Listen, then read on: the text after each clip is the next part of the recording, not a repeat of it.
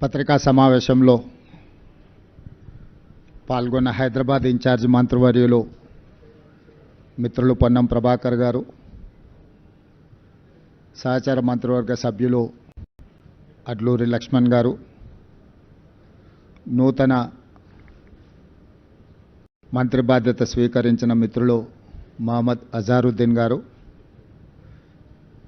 Secunderabad Congress party అధ్యక్షులు రాజ్యసభ సభ్యులు అనిల్ కుమార్ యాదవ్ గారు, ఈ పత్రికా సమావేశంలో పాల్గొన్న పాత్రికేయ మిత్రులందరికీ మనస్ఫూర్తిగా నమస్కారం.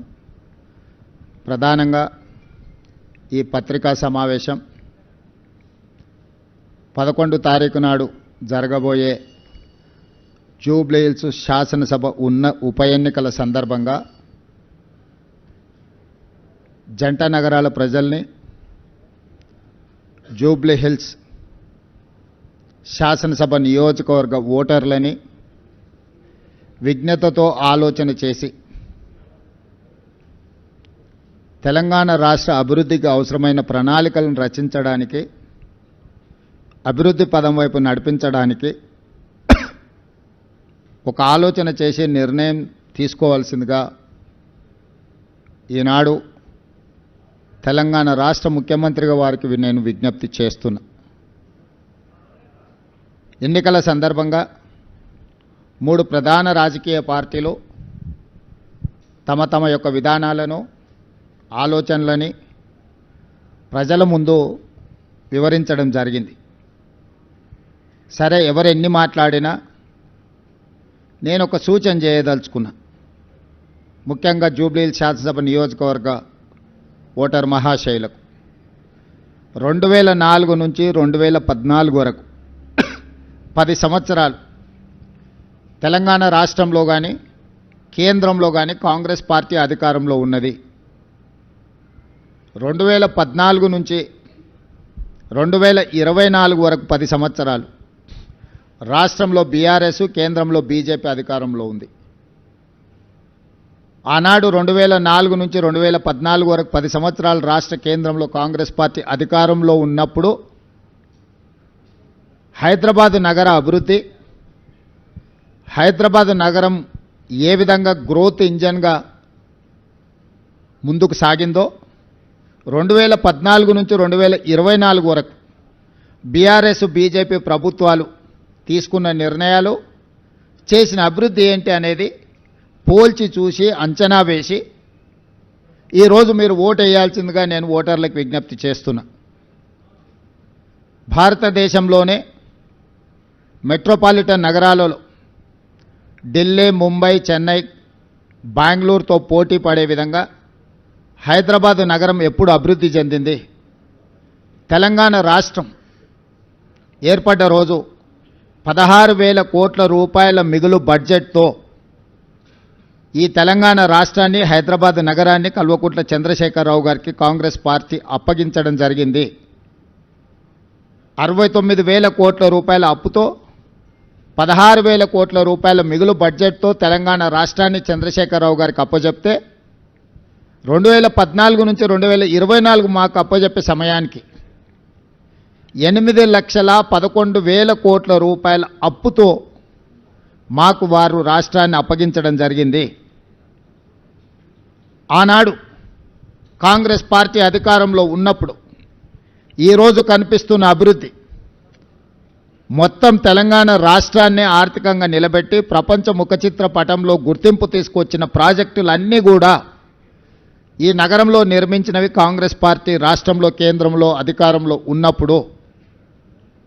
ప్రధానమంత్రిగా మన్మోహన్ సింగ్ గారు, ఉమ్మడి రాష్ట్ర ముఖ్యమంత్రిగా డాక్టర్ వైఎస్ రాజశేఖర రెడ్డి గారు, అంతకంటే ముందు కొనసాగించిన తెలుగుదేశం పార్టీ ప్రణాళికలను ముందుకు తీసుకెళ్లడమే కాకుండా ఈ నగరాన్ని ఒక గొప్ప నగరంగా, మహానగరంగా తీర్చిదిద్దిన మాట వాస్తవం కాదా?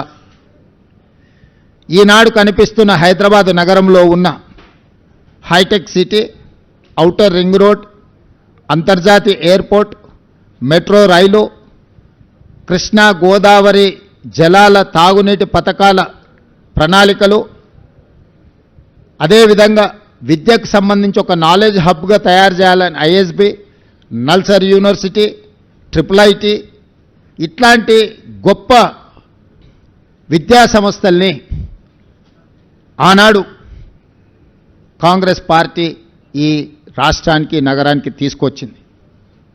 ఎక్కడ కూడా వివక్ష చూపించకుండా తెలుగుదేశం పార్టీ ఆలోచనలో అవసరమైన అభివృద్ధిని ఆ 10 సంవత్సరాలు కాంగ్రెస్ పార్టీ కొనసాగించడం వల్ల ఈరోజు అంతర్జాతీయ ప్రమాణాలతో కూడుకున్న నగరంగా 16,000 కోట్ల రూపాయల మిగులు బడ్జెట్తో తెలంగాణ రాష్ట్రాన్ని చంద్రశేఖరరావు గారికి అప్పచెప్పినాము.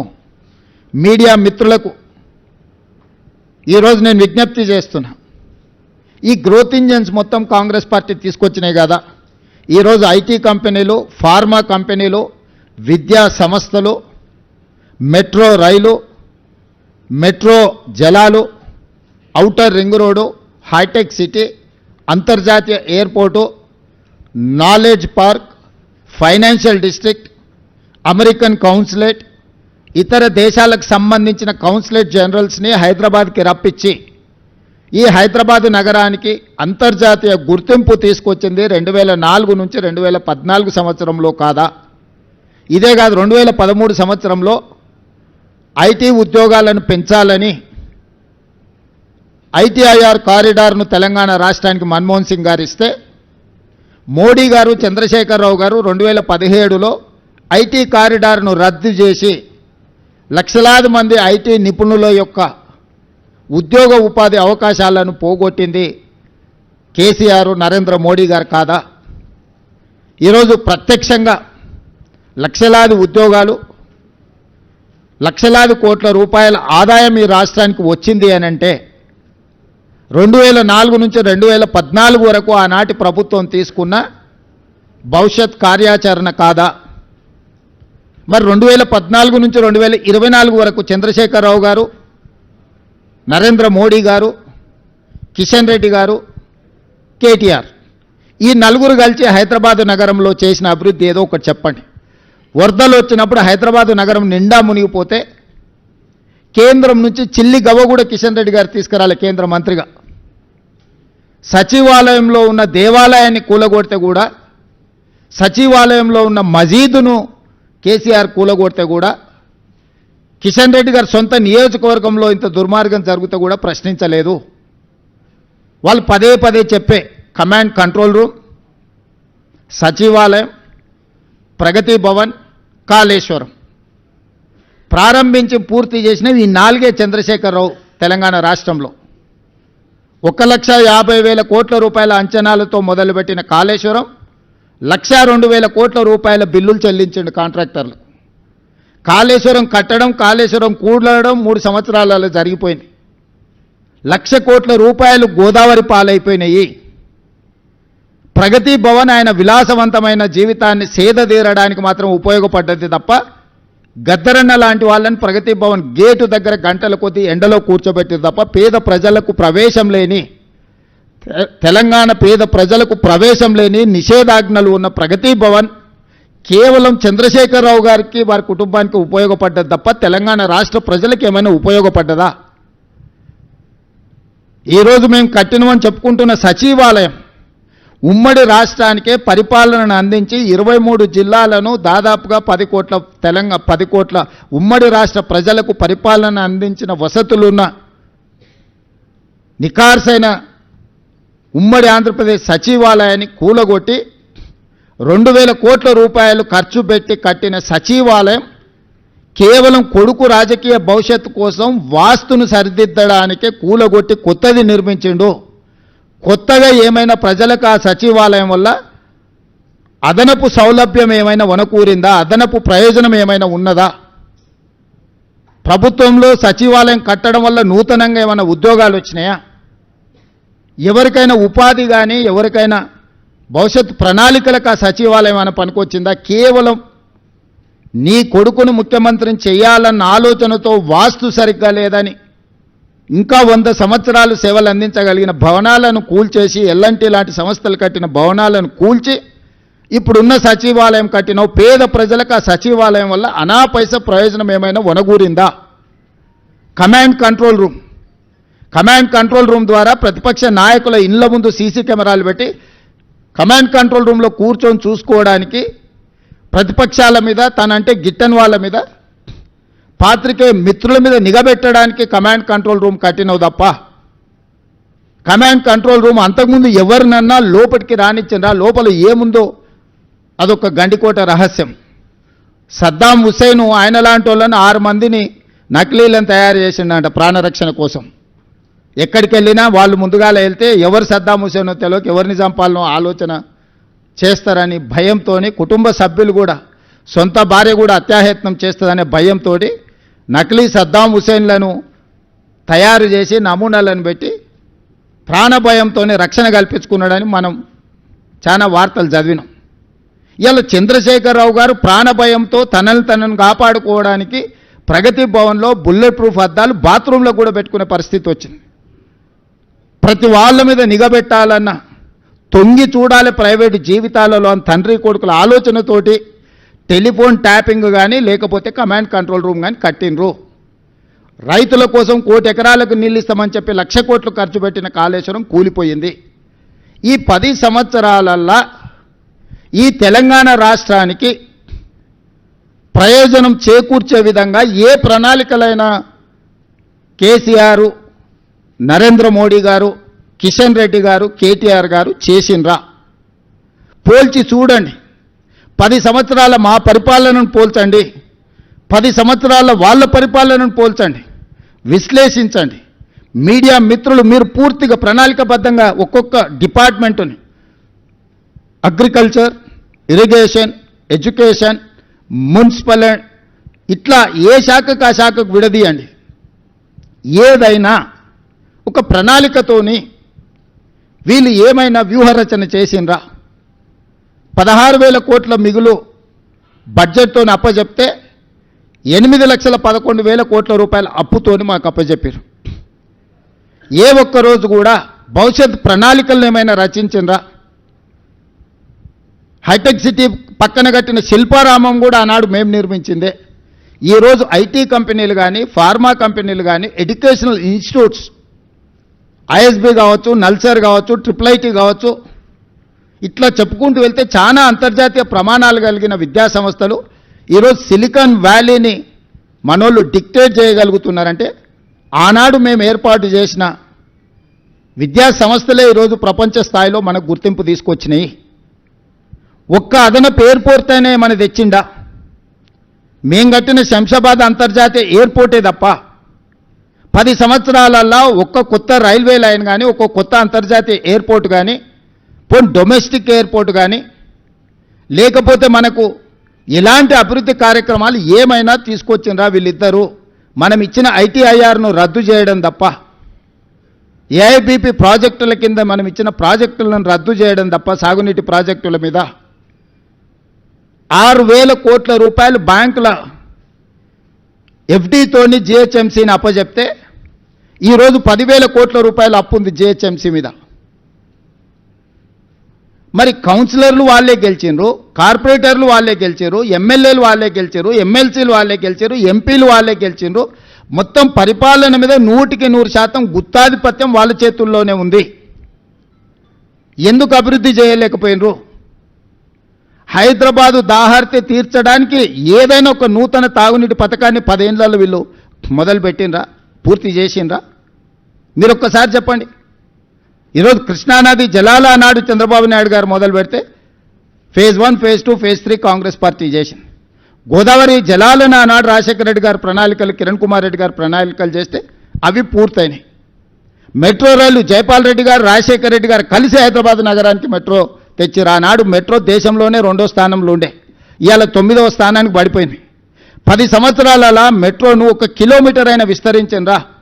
7 కిలోమీటర్లు ఓల్డ్ సిటీలో కట్టాల్సిన మెట్రోను ఎల్ఎన్టీకి అమ్ముడు పోయి ఎల్ఎన్టీ దగ్గర కమిషన్లు తీసుకొని వాళ్ళని బెదిరించి బ్లాక్మెయిల్ చేసి సచివాలయం ముందు, మన అసెంబ్లీ ముందు నుంచి టన్నెల్ పోవాలి, పైనుంచి పోతుందని బేగం బజార్ల వ్యాపారాలను దెబ్బతీస్తారని 3 సంవత్సరాలు ప్రాజెక్టును ఆపి 1,000 కోట్లు ఎల్ఎన్టీతో వసూలు చేసుకొని ఈరోజు ఎల్ఎన్టీ మునగడానికి కారణము కేసీఆర్, కేటీఆర్ కాదా? మీరందరు సజీవ సాక్ష్యం కదా. ఎల్ఎన్టీని ఎట్లా బ్లాక్మెయిల్ చేసిండు చంద్రశేఖరరావు? ఎందుకు మెట్రో నగర విస్తరణతో పాటు మెట్రో విస్తరణకు ఎందుకు ప్రణాళికలు చేయలేదు? ఎందుకు కట్టలేదు? 10 సంవత్సరాలు స్ట్రైట్గా 10 సంవత్సరాల 20 లక్షల కోట్ల రూపాయల ఆదాయము చంద్రశేఖరరావు గారి చేతికి వచ్చింది తెలంగాణ రాష్ట్రంలో. 20 లక్షల కోట్ల రూపాయల ప్రజలు కట్టిన పన్నులు చంద్రశేఖరరావు గారు ఎక్కడ ఖర్చు పెట్టిండు, ఏమి నిర్మించిండు, ఏమి అదనపు ఆదాయాన్ని తీసుకొచ్చిండు? మా 10 సంవత్సరాలు మేము నికార్స్గా ఈరోజు నేను చెప్తున్నా, ప్రతి ఒక్కటి మిమ్మల్ని నేను తీసుకెళ్ళి చూపిస్తాను. అంతర్జాతీయ ఎయిర్పోర్ట్ కానీ, ఔటర్ రింగ్ రోడ్ కానీ, హైటెక్ సిటీ చుట్టూతో వచ్చిన ఐటీ కంపెనీలు కానీ, ఎడ్యుకేషనల్ ఇన్స్టిట్యూట్స్ కానీ, హైదరాబాద్లో ఈరోజు నడుస్తున్న మెట్రో కానీ, గోదావరి జలాలు కానీ, కృష్ణానది జలాలు కానీ, ఫ్లైఓవర్ల గురించి మాకు చెప్తున్నాడు. మరి చెన్నారెడ్డి గారు ఏ రోజు కట్టిండ్రు? ఇక్కడ పెద్దలు చాలామంది ఉన్నారు. ఫ్లైఓవర్ అనే విధానాన్ని కనిపెట్టింది కాంగ్రెస్ పార్టీ. బేగంపేటలో కానీ లేకపోతే తార్నాకలో కానీ ఫ్లైఓవర్లు ఎప్పుడు కట్టిండ్రు? పోనీ నువ్వు కట్టి పూర్తి చేసిన ఫ్లైఓవర్లు ఎన్ని ఉన్నాయో చెప్పు. మేము కట్టిన ఔటర్ రింగ్ రోడ్డును పల్లి బఠానీలకు అమ్మేసుకొని పారిపోయినావు నువ్వు. పొయ్యే ముందల క్లోజింగ్ సేల్స్ కింద లక్షల కోట్ల విలువైన ఔటర్ రింగ్ రోడ్డుని 7,500 కోట్లకు అమ్మేసింది. అందుకే ఈరోజు ఆ 10 సంవత్సరాల పరిపాలన మేమున్నప్పుడు, బీజేపీ బీఆర్ఎస్ ఉన్న 10 సంవత్సరాల పరిపాలన అంచనా వేసి రేపటి 10 సంవత్సరాల కోసం నేను కొత్త ప్రణాళికలు రచిస్తున్నా. తెలంగాణ రైజింగ్ 2047 అనే ఒక పాలసీ విజన్ డాక్యుమెంట్ని ఈరోజు మేము తీసుకొస్తున్నాము. 2047కి స్వతంత్రం వచ్చి 100 సంవత్సరాలు పూర్తి చేసుకోబోతున్నాం. రాబోయే 100 సంవత్సరాల కోసం ఎలాంటి భవిష్యత్ ప్రణాళికలు ఉండాలో మేము ఒక విజన్ డాక్యుమెంట్ ప్లాన్ చేస్తున్నాం. ఈరోజు మెట్రో విస్తరణకు 43,000 కోట్ల రూపాయల ప్రణాళికలతో కేంద్ర ప్రభుత్వానికి మేము ఇచ్చినాం. బ్యాడ్ బ్రదర్స్ ఇద్దరు కలిసి అడ్డుకుంటున్నారు, కిషన్ రెడ్డి కేటీఆర్ కలిసి. ఆనాడు హైదరాబాదు నగర అభివృద్ధి కోసం కొట్లాడిన వాళ్ళని హైదరాబాద్ బ్రదర్స్ అనేటోళ్ళు, శశిధర్ రెడ్డిని మరి జనార్దన్ రెడ్డిని. హైదరాబాద్కి తాగునీళ్ళు కానీ, హైదరాబాద్ నగర విస్తరణ కోసం కానీ, హైదరాబాద్లో ఉండే పేదవాళ్ళ కోసం నిత్యం ప్రజల కోసం ఆనాడు ప్రయత్నం చేసిన పీజేఆర్ శశిధర్ రెడ్డిని హైదరాబాద్ బ్రదర్స్ అనేది. ఈరోజు అభివృద్ధిని అడ్డుకుంటున్న కిషన్ రెడ్డిని, కేటీఆర్ను ఈ నగరవాసులు బ్యాడ్ బ్రదర్స్ అని అంటున్నారు. ఈ బ్యాడ్ బ్రదర్స్ ఇద్దరు మెట్రో విస్తరణను అడ్డుకుంటున్నారు, మూసి ప్రక్షాళనను అడ్డుకుంటున్నారు, రీజనల్ రింగ్ రోడ్డును అడ్డుకుంటున్నారు, ఫ్యూచర్ సిటీని అడ్డుకుంటున్నారు. మేము ఈరోజు గోదావరి జలాలు 20 టీఎంసీలు నగరానికి తేవాలంటే వాటిని అడ్డుకుంటారు. హైదరాబాద్లో కట్టాలనుకున్న ఫ్లైఓవర్లు కానీ, అండర్ పాస్లు కానీ, ఎలివేటెడ్ కారిడార్లను అడ్డుకుంటారు. ఈనాడు 30 సంవత్సరాల నుంచి పెండింగ్ ఉన్న కంటోన్మెంట్ నుంచి షామీర్పేటకు కావాల్సిన ఎలివేటెడ్ కారిడార్, కంటోన్మెంట్ నుంచి మేడ్చల్కు వెళ్లాల్సిన ఎలివేటెడ్ కారిడార్లు ఇవాళ మేము తెచ్చి 5,000 కోట్ల రూపాయలతో పనులను ప్రారంభించినాం. కొన్ని దశాబ్దాల కోరిక. మొత్తం ఉత్తర తెలంగాణ మొత్తం ఈ 2 ఎలివేటెడ్ కారిడార్ల మీదనే ఆధారపడ్డది. హైదరాబాదు నగరం మొత్తం అటువైపు విస్తరించింది. ఇవాళ 1 కోటి జనాభా ఉంటే 50 లక్షల జనాభా ఆ పక్కనే ఉంది నగరంలో. కరీంనగర్, ఆదిలాబాద్ నుంచి మొదలు పెడితే ఉత్తర తెలంగాణ మొత్తం ఆ 2 ఎలివేటెడ్ కారిడార్ల మీద ఉంది. 10 సంవత్సరాలు మీరు అనుమతి ప్రయత్నం చేయలేదు. కేవలం సచివాలయం కోసం ఆర్మీ ల్యాండ్ని 50 ఎకరాలు ఇవ్వలేదని వాళ్ళతో పంచాయతీ పెట్టుకొని పక్కన పెడితే వచ్చిన 100 రోజుల్లోనే ఆ సమస్యను పరిష్కరించి ఈరోజు ఆ ఎలివేటెడ్ కారిడార్లకి ఈరోజు ప్రణాళికలు వేసి మేము ముందుకు వెళ్తున్నాం. బేగంపేట ఎయిర్పోర్ట్ మధ్యలో నుంచి అండర్ టనెల్ ఈరోజు రోడ్లకు అనుమతులు తీసుకొచ్చిన నేను. ఇవాళ వరంగల్ ఎయిర్పోర్ట్కి అనుమతి తెచ్చినాం, ఆదిలాబాద్ ఎయిర్పోర్ట్కి అనుమతి తీసుకొచ్చినాం. ఈరోజు భద్రాద్రి, కొత్తగూడెం, రామగుండం ఎయిర్పోర్ట్లకి ఇంకో 2 అదనపు ఎయిర్పోర్ట్ల కోసం ఈరోజు ప్రయత్నం చేస్తున్నాం. ఈరోజు తెలంగాణ రాష్ట్రానికి పోర్టు లేకపోవడం వల్ల ఈవీ ఇండస్ట్రియల్ డెవలప్మెంట్ ఆగిపోతే కేంద్ర ప్రభుత్వాన్ని, ఆంధ్రప్రదేశ్ ప్రభుత్వాన్ని ఒప్పించి మచిలీపట్నానికి greenfield national highway 12 lanes road వేసి ఈరోజు మనకు పోర్టు లేని లోటును తీర్చి మచిలీపట్నం పోర్టు నిజాం కాలంలో ఉన్న పోర్టుకి ఈరోజు మనం అనుసంధానం చేస్తున్నాం. ఈరోజు రేడియల్ రోడ్స్ వేస్తున్నాం. ఈరోజు శ్రీశైలం ఎలివేటెడ్ కారిడార్ నేషనల్ హైవేతో పాటు శ్రీశైలం టైగర్ రిజర్వ్ ఫారెస్ట్లో 56 కిలోమీటర్ల ఎలివేటెడ్ కారిడార్కి ఈరోజు కేంద్రం నుంచి అనుమతి తీసుకొచ్చినాం. ఈరోజు హైదరాబాద్ ఎయిర్పోర్ట్ నుంచి కొడంగల్కి డెడికేటెడ్ హైవే వేస్తున్నాం. ఈరోజు ఎన్నో ఇండస్ట్రియల్ పార్కుల కోసం ల్యాండ్ ఎక్విజిషన్ ఒక స్ట్రీమ్ లైన్ చేసినాం. ఎన్ని జీసీసీ కంపెనీలను తెచ్చినామంటే నేను ఛాలెంజ్ చేస్తున్నా, ఫార్చ్యూన్ 500లో ఇవాళ 70% జీసీసీ కంపెనీలు ఇండియాకు వచ్చిన దాంట్లో ఓన్లీ హైదరాబాద్ నగరానికి కాంగ్రెస్ పార్టీ అధికారంలోకి వచ్చిన తర్వాత తీసుకొచ్చినాం. వ్యాన్గార్డ్ కానీ, మెక్డొనాల్డ్స్ కానీ, ఎల్ఈలిల్లీ కానీ, అమెరికన్ ఎయిర్లైన్స్ కానీ, నేను కంపెనీల డీటెయిల్స్ అన్ని మీకు ఇస్తా. ఎల్ఈలిల్లీ ఈరోజు $1 బిలియన్ ఫార్మాలో ఇన్వెస్ట్మెంట్ ఈరోజు తీసుకొచ్చినాం తెలంగాణ రాష్ట్రానికి. ఈ 2 సంవత్సరాలల్లో మొదటి 6 నెలలు మేము ప్రభుత్వం ఏర్పాటు చేసిన తర్వాత 6 నెలలు పార్లమెంట్ ఎన్నికల్లోనే కాలం గడిచిపోయింది. ఈ 2 ఏళ్లలో మేము పనిచేసింది సంవత్సరన్నరనే.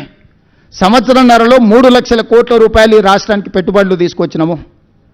ఇవాళ గ్లోబల్ కెపబిలిటీ సెంటర్స్ కానీ, డేటా సెంటర్స్ కానీ, మిగతా ఇన్ఫ్రాస్ట్రక్చర్లో వేలాది కోట్ల రూపాయల పెట్టుబడులు తీసుకొచ్చి నగర విస్తరణ కోసం మేము ప్రణాళికలు చేస్తున్నాము. 10 సంవత్సరాలు మీరు ఏమీ చెయ్యకపోను తెలంగాణ రాష్ట్రాన్ని కొల్లగొట్టి ప్రజలకు ఉపయోగం లేని, ప్రయోజనం లేని కమాండ్ కంట్రోల్ రూమ్, సచివాలయం, ప్రగతి భవన్, కాళేశ్వరం చూపించి ఎంతకాలం ప్రజల్ని మభ్యపెడతారు? మేము కట్టిన మెట్రో, మేము కట్టిన ఔటర్ రింగ్ రోడ్, మేము తెచ్చిన అంతర్జాతీయ ఎయిర్పోర్ట్, మేము తెచ్చిన ఐటీ కంపెనీలు, మేము తెచ్చిన ఫార్మా కంపెనీలు, చెన్నై నుంచి ఇక్కడికి తరలించుకొచ్చిన సినిమా ఇండస్ట్రీ ఒక గ్రోత్ కారిడార్గా పనిచేసి ఈరోజు లక్షల కోట్ల రూపాయల ఆదాయాన్ని రాష్ట్రానికి తెచ్చిపెట్టి లక్షలాది మందికి ఉద్యోగ ఉపాధి అవకాశాలు మేము కల్పించినాము. మీరు తెచ్చిన సచివాలయంతో ఒక్క పోస్ట్ అన్న అదనంగా వచ్చిందా? మీరు కట్టిన కమాండ్ కంట్రోల్ రూమ్తో ఒక్క పోస్ట్ అన్న అదనంగా వచ్చిందా? మీరు కట్టిన ప్రగతి భవన్ వల్ల ఒక్క ఉద్యోగమైన వర్కాన్ని వచ్చిందా?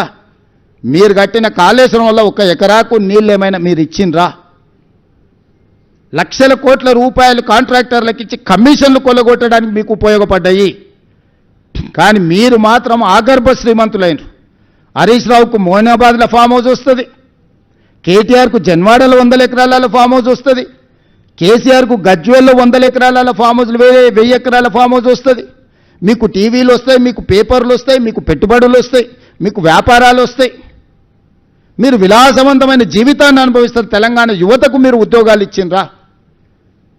మీరు నోటిఫికేషన్లు కొన్ని నోటిఫికేషన్లు ఇస్తే ప్రశ్నపత్రాలు పరీక్షలు నిర్వహించకపోవడం, కొన్ని పరీక్షలు నిర్వహిస్తే ప్రశ్నపత్రాలు బజార్లలో పల్లి బఠానీలలాగా అమ్ముతుంటే 2011 తర్వాత 2025 వరకు గ్రూప్ 1 ఉద్యోగాలు మీరు నిర్వహించకపోతే, నేను వచ్చిన తర్వాత group 1, group 2, group 3, group 4, medical and health, police department సంవత్సరంన్నర తిరిగే లోపల 70,000 ప్రభుత్వ ఉద్యోగ నియామకాలు చేపట్టి నిరుద్యోగ యువకుల సమస్యను మేము పరిష్కరించినాము. ప్రతి ఉద్యోగి మేము ఇచ్చిన వాళ్ళ వివరాలు ఈరోజు మీడియాకి ఇస్తాం మేము ఎప్పుడు కావాలంటే అప్పుడు. ఇట్లాంటి తప్పుడు మాటలు మాట్లాడతారని ఎల్బీ స్టేడియంలో, శిల్పారామంలో ప్రజల కళ్ళ ముందు 562 మంది గ్రూప్ 1 ఉద్యోగాలు, ఇలా దాదాపుగా డిఎస్పీలు ఎంతమంది ఉన్నారో 120 ఆడపిల్లలు ఎంతమంది డిఎస్పీలు ఉన్నారో ఇలా పేపర్లలో రాశారు.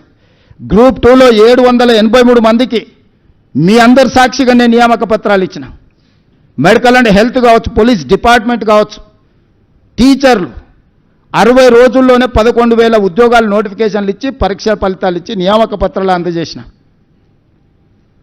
ఈరోజు స్పోర్ట్స్ యూనివర్సిటీ, మీరు స్పోర్ట్స్ని కంప్లీట్ నిర్లక్ష్యం చేశారు, మూసేసారు. ఏందయ్యా కేటీఆర్ ఈ నగరానికి తీసుకొచ్చింది ఒక గొప్ప వరం అంటే గంజాయి, డ్రగ్స్. పండగ పూట కూడా దీపావళి పండుగ చుచ్చుబుడ్లు కాల్చుకోవాల్సిన దగ్గర గంజాయి దమ్ము కొట్టాలి, డ్రగ్స్ సేవించాలి.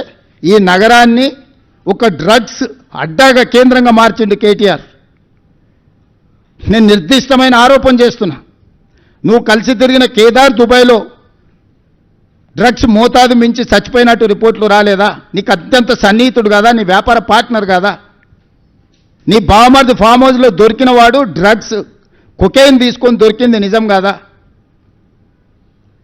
111 జీవోలో వయలేట్ చేసి వందలాది వేలాది ఎకరాలలో మీరు ఫామ్ హౌస్లు, మీరు మీ అనుచరులు ఫామ్ హౌస్లు కట్టుకొని నిబంధనలు తుంగలో దొక్కి హిమాయత్ సాగర్, ఉస్మాన్ సాగర్ని నిర్వీర్యం చేయాలనుకొని దాన్ని మూసేసి దాన్ని సర్వనాశనం చేయడానికి మీరు కంకణం కట్టుకుంటే పునరుద్ధరించడానికి ఈరోజు మేము ప్రయత్నం చేస్తున్నాం గోదావరి జలాలు తీసుకొచ్చి.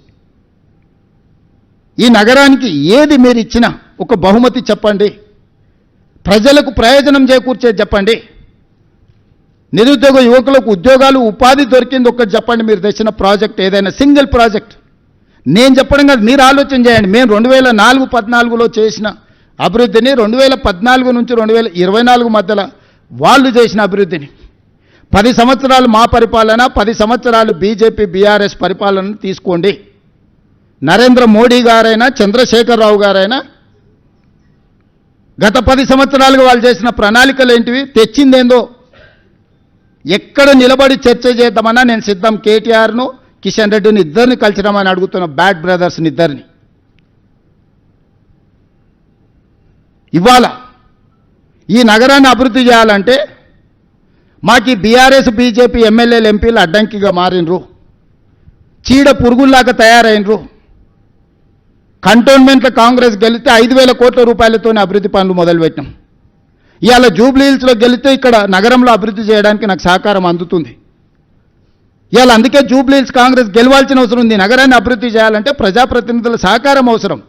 ఈరోజు ఓల్డ్ సిటీలో ఎంఐఎం నాకు సహకరించినందుకు 20 ఏళ్ల నుంచి ఆగిపోయిన గౌలిగూడ నుంచి Chandrayangutta old city metro rail ఈరోజు పనులు వేగంగా జరుగుతున్నాయి.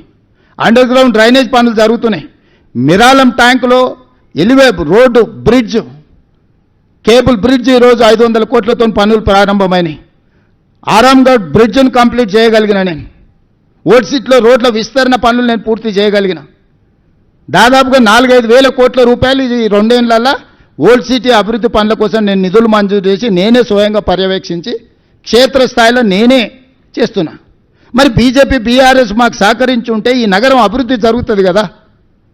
ఈరోజు నేను ఏం అడుగుతున్నా, ఒక ఓటు అడుగుతున్నా. ఈ ఓటు ద్వారా అభివృద్ధి చేసుకుందాం, మెట్రో విస్తరించుకుందాం, నగరానికి గోదావరి జలాలు తెచ్చుకుందాం, మూసీ నది ప్రక్షాళన చేసుకుందాం. కిషన్ రెడ్డి గారిని సూటిగా అడుగుతున్నా. అహ్మదాబాదులో ఒక నూతన నగరం నిర్మించుకున్నారు. అహ్మదాబాద్లో సబర్మతి రివర్ ఫ్రంట్ అని నదీ ప్రక్షాళన చేసుకున్నారు. ఉత్తరప్రదేశ్లో గంగా నది ప్రక్షాళన చేసుకొని 1,000 కోట్ల రూపాయలు కేంద్ర ప్రభుత్వం నిధులు ఇచ్చింది. ఈరోజు ఢిల్లీలో మీ ప్రభుత్వం యమునా నది ప్రక్షాళన చేస్తామని 1,000 కోట్ల రూపాయలు కేంద్ర ప్రభుత్వం నిధులు ఇస్తుంది. ఉత్తరప్రదేశ్కు నదీ ప్రక్షాళన జరగవచ్చు, ఢిల్లీలో నదీ ప్రక్షాళన జరగవచ్చు, గుజరాత్లో నదీ ప్రక్షాళన జరగవచ్చు. ఈ 3 రాష్ట్రాలు అభివృద్ధి చేసుకోవచ్చు. మరి మూసీ నది ప్రక్షాళన మనకు వద్దా? ఎందుకు పగబట్టినావు కిషన్ రెడ్డి? ఎందుకు కేటీఆర్కు సహకరిస్తున్నావు? ఎందుకు కేటీఆర్కు లొంగిపోయినావు? కేటీఆర్ అనేవాడు ఒక విషపురుగు, విష సంస్కృతిని తీసుకొచ్చినోడు. గంజాయి డ్రగ్స్ను స్కూల్ పిల్లలకు కూడా స్కూళ్ళ ముందు గంజాయి చాక్లెట్లు స్కూల్ పిల్లలకు అమ్ముకునే పరిస్థితి తెలంగాణ రాష్ట్రంలో వచ్చింది. ఎయిర్పోర్ట్ పక్కనే, ఔటర్ రింగ్ రోడ్ పక్కనే డాక్టర్ ఆడపిల్లను అన్యాయంగా రేప్ మర్డర్, నిర్దాక్షిణ్యంగా రేప్ అండ్ మర్డర్. సింగరేణి కాలనీలో 6 సంవత్సరాల అమ్మాయిని గంజాయి మత్తులో చంపినరు. వాళ్ళ పరిపాలనలో ఇట్లాంటి దుర్మార్గాలు ఎన్ని జరిగినాయి? జవహర్ నగర్ ప్రాంతంలో ఎన్ని దారుణాలు జరిగినాయి? మేము వచ్చినాక శాంతి భద్రతలను పర్యవేక్షించి కఠినంగా వ్యవహరిస్తున్నాం. గ్రేటర్ హైదరాబాద్ పరిధిలో 695 చెరువులు ఉంటే 44 చెరువుల్లో 100% టీఆర్ఎస్ వాళ్ళు ఆక్రమించుకొని కప్పేసి కట్టేసి అమ్మేసుకున్నారు. 127 చెరువులు ఇవాళ పాక్షికంగా ఆక్రమించుకొని మొత్తాన్ని ఆక్రమించుకునే ప్రయత్నం చేస్తారు. ఇవాళ ఎందుకు హైడ్రా మీద విషం జమ్ముతుండ్రు? మీరు ఆక్రమించుకున్న చెరువులను కబ్జాలు ఇడిపిస్తున్నందుకే కదా. బతుకమ్మ కుంట ఎవరయ్యా కబ్జా పెట్టుకుంది? ఎడ్ల సుధాకర్ రెడ్డి అని అంబర్పేట టీఆర్ఎస్ ఇన్ఛార్జ్ కాదా? చంద్రశేఖరరావు పోతే హెలికాప్టర్లో పూల వర్షం కురిపించిందని నజరాని కింద బతుకమ్మ కుంట ఎడ్ల సుధాకర్ రెడ్డి కట్టబడితే మెడల మీద 4 దెబ్బలు కొట్టి మొత్తం అవతల పడేసి ఇవాళ హైడ్రా ఖాళీ చేసి బతుకమ్మ కుంటను పునరుద్ధరించి మొన్నటి బతుకమ్మ అక్కడ మేము పండుగలు జరిపినాం. ఇది నిజం కాదా? తుమ్మిడి కుంట ఇన్కన్వెన్షన్ నాగార్జున గారు ఆక్రమించుకుంటే ఎన్నిసార్లు విజ్ఞప్తి చేసినా వినకపోతే ఉన్నది ఉన్నట్టు మొత్తం కూల్చి ఈరోజు 9 కుంటని ఈరోజు పునరుద్ధరిస్తలేమా? సున్నం చెరువును ఆక్రమించుకున్నారు, నల్ల చెరువును కుక్కట్పల్లిలో ఆక్రమించుకున్నారు. ఇట్లాంటివి ఎన్నో చెరువులను మీరే కదా. బేగంపేటలో ఒక మొత్తం 30 కాలనీలు మునిగిపోయేటట్టు 100 మీటర్లు ఉన్న మూసిని మన నాలాన్ని ఆక్రమించుకొని కడితే కూలగొడితే నిన్న మన పాలాభిషేకాలు చేస్తలేరా? ఈరోజు చెరువును ఆక్రమించుకుంటే తొలగించినము. చెరువులు ఆక్రమించుకున్న దాంట్లో పెద్దోళ్ళే కాదు, ఎవరైనా తెలియని అమాయకులు పేదవాళ్ళు ఉంటే వాళ్ళకి కొంత కష్టం వచ్చి ఉండొచ్చు. వాళ్ళకి డబుల్ బెడ్రూమ్ ఇల్లు ఇస్తామని చెప్పినాం, అధికారులే నేను పంపించిన. వాళ్ళకి ఏం చేద్దామో చెప్పండి, వాళ్ళని ఆదుకుందామని చెప్పినా నేను. ఇప్పుడు పేదలకు అన్యాయం చేయడం మా ఉద్దేశం కాదు. చెరువును పునరుద్ధరించి ప్రజలకు అంకితం చేస్తే ఎప్పుడు లేనని వర్షాలు. నేను సూటిగా మీడియా మిత్రులను అడుగుతున్నా. చిన్న వర్షం వస్తే హైదరాబాద్ అంతా మునిగిపోయేది, ఇండ్లన్నీ నీళ్ళలో కొట్టుకపోయేది, టీవీలు ఫ్రిడ్జులు మంచాలు పేదోళ్ళు ఏడ్చేది. ఈసారి ఎన్నిసార్లు 60 ఏళ్ళు 70 ఏళ్ళు 80 ఏళ్ళ కంటే ముందు కురిసినంత అత్యధిక వర్షపాతం ఈరోజు నగరంలో కురిస్తే ఏ కాలనీలైనా ముంపుకు గురైనాయా? ఏ రోడ్లైనా జలమయమైనవా? వాటన్నిటినీ హైడ్రాని పెట్టి ఒకప్పుడు చంద్రబాబు నాయుడు గారు వాటర్ హార్వెస్ట్ పిట్స్ అని తీసుకొస్తే నేను ఇప్పుడు వాటర్ హార్వెస్టింగ్ వెల్స్ అని 10 లక్షలు 20 లక్షల లీటర్ల నీళ్లను రోడ్ల మధ్యలోనే పెద్ద పెద్ద బావులు తయారు చేసి భూమిలో నీళ్లు ఇంకిపోయేటట్టు చేసి రోడ్ల మీదకి వచ్చే నీళ్లను భూమిలో పెద్ద బావులు తవ్వి దాంట్లలో నిల్వ చేసి భూమి గుంజుకునేటట్టు చేసిన ఇవాళ నేను. ఒకప్పుడు రాజ్భవన్ ముందర చిన్న వర్షం వస్తే ఎన్ని నీళ్లు ఉండేది మీరు అందరు సాక్ష్యం కదా? మక్తాకు పోవడానికి అవకాశం ఉండేనా? ఈనాడు ఆఫీస్ దగ్గర కేసీపీ గెస్ట్ హౌస్ దగ్గర ఎన్ని నీళ్లు ఉండేటివి? సచివాలయం ముందలు ఎన్ని నీళ్లు ఉండేది? వీళ్ళు కొత్త కట్టిన సచివాలయం కూడా రాగానే నీళ్ళలో మునిగిపోలే. ఇవాళ ఎక్కడైనా ఇంత పెద్ద వర్షం వస్తే ఎక్కడైనా నీళ్లు నించున్నాయా? ఇవాళ హైడ్రాను పెట్టి హైడ్రా మీద ఈగల్ ఫోర్స్ మీద కంకణం కట్టుకున్నాడు కేటీఆర్, ఎట్లయినా వీటిని బంద్ చేయించాలని. ఈగల్ ఫోర్స్ ఏమో గంజాయి డ్రగ్స్ వల్ల సంగతి తేలుస్తుంది. ఇక్కడే కాదు, గోవాల మూలాలు ఉన్న పోయి పట్టుకొచ్చి లోపల బొక్కలేసి గంజాయి డ్రగ్స్ను ఈరోజు తొక్కి అంచేసినాం. హైడ్రా ఈరోజు ఏండ్ల కొద్దీ పార్కులు ప్రభుత్వ భూములు వేల కోట్ల రూపాయలు, దాదాపుగా 50-60 వేల కోట్ల రూపాయల ప్రభుత్వ భూములను ఈరోజు హైడ్రా కాపాడింది. స్పెసిఫిక్గా యూ టెల్ మీ, హైడ్రా పలానా దగ్గర తప్పు చేసిందంటే చెప్పు, ఇద్దరం పోదాం, నిజ నిర్ధారణ కమిటీ వేద్దాం. వద్దా అనేది ఏంది అంటే పార్కులు కబ్జా కావాలి, చెరువులు కబ్జా కావాలి, నాలాలు కబ్జా కావాలి, హైదరాబాద్ నగరం మునిగిపోవాలి, నీ స్వార్థం నిండాలి, నీ అవినీతి సొమ్ము పండాలి. ఇదేనా జీవితకాలం? ఇంతేనా? ఎంత సంపాదించుకుంటావు? చివరికి సొంత చెల్లెలకు వాటా ఇవ్వాల్సి వస్తుందని సొంత చెల్లెల్ని కూడా ఇంట్లోకి వెళ్ళి బయటికి నెట్టేసినావు. ఇంతకంటే ఎవడైనా నికృష్టుడు ఉంటాడా? పాత సామెత ఒకటి ఉంది, కోతుల పంచాయతీ పిల్లి తీర్చిందని. హరీష్ రావు సంగతి మీరు అందరూ ఆలోచన చేయరు. మెదక్లో జగ్గారెడ్డిని ఫస్ట్ బయటికి తోలేండు అడ్డం వస్తాడని, విజయశాంతిని బయటికి తోలేండు, రఘునందన్ రావుని బయటికి తోలేండు.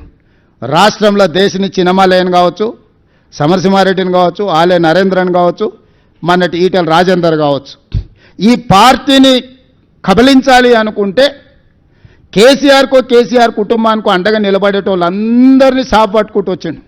అజయ్ దేవ్గన్తో సినిమా ఉంటుంది కాలని, కొంతమంది మిత్రులు అడవిలోకి పోయి తిరగడానికి పోయి దారి తప్పుతారు. అడవిలో నాకు అన్ని దారులు తెలుసు మీకు చూపిస్తారా అని ఒక ఆయన వస్తాడు, ఆయనే అజయ్ దేవ్గన్ కాల్ సినిమాలో. వాళ్ళకి దారి చూపించుకుంటూ ఒకనొకని మింగేస్తుంటాడు. వాళ్ళకి తెలియదు దయ్యం తింటుంది అనుకుంటారు. చివరికి అర్ధరాత్రి పూట బావిలో నీళ్లు తోడడానికి వచ్చినప్పుడు వీడు నేను తోడిస్తుందా అని వస్తాడు. తోడితే చూస్తే వీడి నీడ కనిపిస్తుంది కానీ వాడి నీడ కనిపిస్తుంది. అప్పుడు గుర్తుపడతాడు, ఓహో దయ్యం ఇది ఉందని. పక్కనే వండుకుంటూ ఒకనొకని మింగుకుంటూ పోతుంటాడు కాల్ సినిమాలో అజయ్ దేవ్గన్. హరీష్ రావు కూడా అదే రకంగా కేసీఆర్ పక్కన చేరి రేపు ఈ పార్టీని కబలించడానికి అడ్డం వచ్చేటోళ్ళను, కేసీఆర్కు అండగా నిలబడేటోళ్ళను ఒకరొకరిని సాఫ్ చేసుకుంటాం. మొత్తం హిస్టరీ చూడండి. పోయిన వాళ్ళందరూ కేసీఆర్కు లాయల్గా ఉన్న వాళ్ళే బయటికి పోయారు. ఆలయ నరేంద్ర నుంచి మొదలు పెడితే దేశని చిన్నమలే కావచ్చు, విజయశాంతి గారు కావచ్చు, నిన్నటి మొన్నటి ఈటెల రాజేందర్ కావచ్చు, బయట వాళ్ళని అందరినీ క్లీన్ చేసిండు. ఇంట్లో కేటీఆర్ కవిత కలిసి ఉంటే తిరుగుబాటు జరిగినప్పుడు వాళ్ళిద్దరు ఒకటి ఉంటే సమస్య అవుతుందని ఇద్దరి మధ్యలో పెట్టి కవితను కూడా బయటికి దొప్పించిండు హరీష్. వీడు ఉత్త సోంబేరోడు, మీకు తెలుసు కదా. కేసీఆర్ గారు ఆరోగ్యం బాగాలేదు, వీనికి తలకాయ బాగాలేదు, ఆలోచనలు బాగాలేవు. ఇంకా హరీష్ దేవుంది ఒకటే స్టెప్, ఇంకా ఒక ఫైనల్ ఏమంటారు, ఇంకొక అడుగు ఉంది గంతే. వెనకటికి కోతుల పంచాయతీ పిల్లి తీర్చింది అన్నట్టు ఈ 2 కోతులు కొట్లాడుకుంటే ఆశ పంపకాల మొత్తం రొట్టె అటు కొంచెం ఇటు కొంచెం మొత్తం తినడానికి హరీష్ మొత్తం సిద్ధం చేసుకొని పెట్టుకున్నాడు. వీళ్ళ తెలంగాణ రాష్ట్రాన్ని కాపాడేది, వీళ్ళ తెలంగాణ రాష్ట్రానికి ప్రతినిధులు, వీళ్ళ ఈ నగరానికి భద్రత కల్పించేది, వీళ్ళ ఈ నగరాన్ని అభివృద్ధి చేసేది, వీళ్ళ సమన్వయము, ఈ బ్యాడ్ బ్రదర్స్ సమన్వయము మెట్రో ఆపడానికి, మూసీ ఆపడానికి, రీజనల్ రింగ్ రోడ్ ఆపడానికి, రేడియల్ రోడ్స్ ఆపడానికి, ఫ్యూచర్ సిటీని ఆపడానికి, వరంగల్ ఎయిర్పోర్టును ఆపడానికి, ఆదిలాబాద్ ఎయిర్పోర్టును ఆపడానికి, వీటిని ఆపించడానికి బ్యాడ్ బ్రదర్స్ కోఆర్డినేషన్ ఏంది? అభివృద్ధి చేయడానికి సహకరించండి. ఈరోజు ప్రభుత్వం వచ్చింది, ప్రజలు ఎన్నుకున్న ప్రభుత్వం ఇది. మేమేం మీ ఆస్తి అడగడం లేదు కదా. ఈ కక్ష ఏంది? అందుకే విజ్ఞత కలిగిన జూబ్లీహిల్స్ నియోజకవర్గ ఓటర్లను నేను విజ్ఞప్తి చేస్తున్నా, మీ సమస్యల్ని నగర అభివృద్ధిని చేసే బాధ్యత నాది. 10 సంవత్సరాలు అండగా నిలబడని. 10 సంవత్సరాలు 1994 నుంచి 2004 వరకు చంద్రబాబు నాయుడు గారికి తెలుగుదేశంకి అండగా నిలబడ్డారు. మనం కళ్ళతోనే అభివృద్ధి చూసినాం. 2004 నుంచి 2014 వరకు కాంగ్రెస్ పార్టీకి రాజశేఖర రెడ్డి గారికి అండగా నిలబడ్డారు, అభివృద్ధిని చూసినాం. 2014 నుంచి 2024 వరకు మోడీ కేసీఆర్కి అండగా నిలబడ్డారు, విధ్వంసాన్ని చూసినాం. ఈ 2024 నుంచి 2034 వరకు 10 సంవత్సరాలు జంట నగరాల ప్రజలు మాకు అండగా నిలబడండి, అభివృద్ధి చేసి చూపిస్తాము, మెట్రో పూర్తి చేస్తాం, మూసీ నది ప్రక్షాళన చేస్తాము, హైదరాబాద్కు గోదావరి జలాలను ఇంకా అదనంగా తీసుకొస్తాం, ఫ్యూచర్ సిటీని నిర్మిస్తాం, రేడియల్ రోడ్డును నిర్మిస్తాము, రీజనల్ రింగ్ రోడ్డును నిర్మిస్తాము, మచిలీపట్నం పోర్టుకు రోడ్లు వేస్తాము, శ్రీశైలానికి ఎలివేటర్ కారిడార్తో పాటు గ్రీన్ఫీల్డ్ హైవేస్ నిర్మిస్తాము, ప్రపంచంలోనే అత్యధికంగా గ్లోబల్ కేపబిలిటీ సెంటర్స్ని ఇక్కడికి తీసుకొచ్చి పెడతాము, డేటా సెంటర్స్ని ఇక్కడికి తీసుకొచ్చి పెడతాము, ఫార్మాలో పెట్టుబడులు తీసుకొస్తాం, పరిశ్రమలు తీసుకొస్తాము, ఈవీ వెహికల్స్ ఆటోమొబైల్ ఇండస్ట్రీని హైదరాబాద్ నగరానికి తీసుకొస్తాము, శాంతి భద్రతలను కాపాడతాము, గంజాయి డ్రగ్స్ను తొక్కి నారదీస్తాము. ఇలా మనం ఎంత కష్టపడ్డా మన పిల్లలు స్కూల్కి పోయి గంజాయి చాక్లెట్లు తినే పరిస్థితి వచ్చిందంటే ఎంత ఆందోళనకరమైన పరిస్థితి ఉంది నగరంలో. చెరువులు కబ్జా పెట్టుకొని, నాలాలు కబ్జా పెట్టుకుంటే ఆ నీళ్లు మనం జీవితాంతం కష్టపడ్డ వస్తువులన్నీ కూడా నీట మునిగిపోతే ఆ దుఃఖం ఏందో చూడండి. నాలాలు చెరువులు కబ్జాలు పెట్టుకున్న వాళ్ళు 10ల మీద ఉంటే వాళ్ళ కబ్జాల వల్ల మునిగేటోళ్ళు వేలాది కుటుంబాలు ఉన్నాయి. వాళ్ళకి న్యాయం చేద్దాం, నష్టపరిహారం ఇద్దాం. చెరువులు ఆక్రమించుకున్న వాళ్ళు లేకపోతే నాలాలు ఆక్రమించుకున్న వాళ్ళు పేదోళ్ళు ఉంటే, బలిసినోడు ఉంటే పగులుతుంది, పేదోడు ఉంటే ఆదుకుందాం.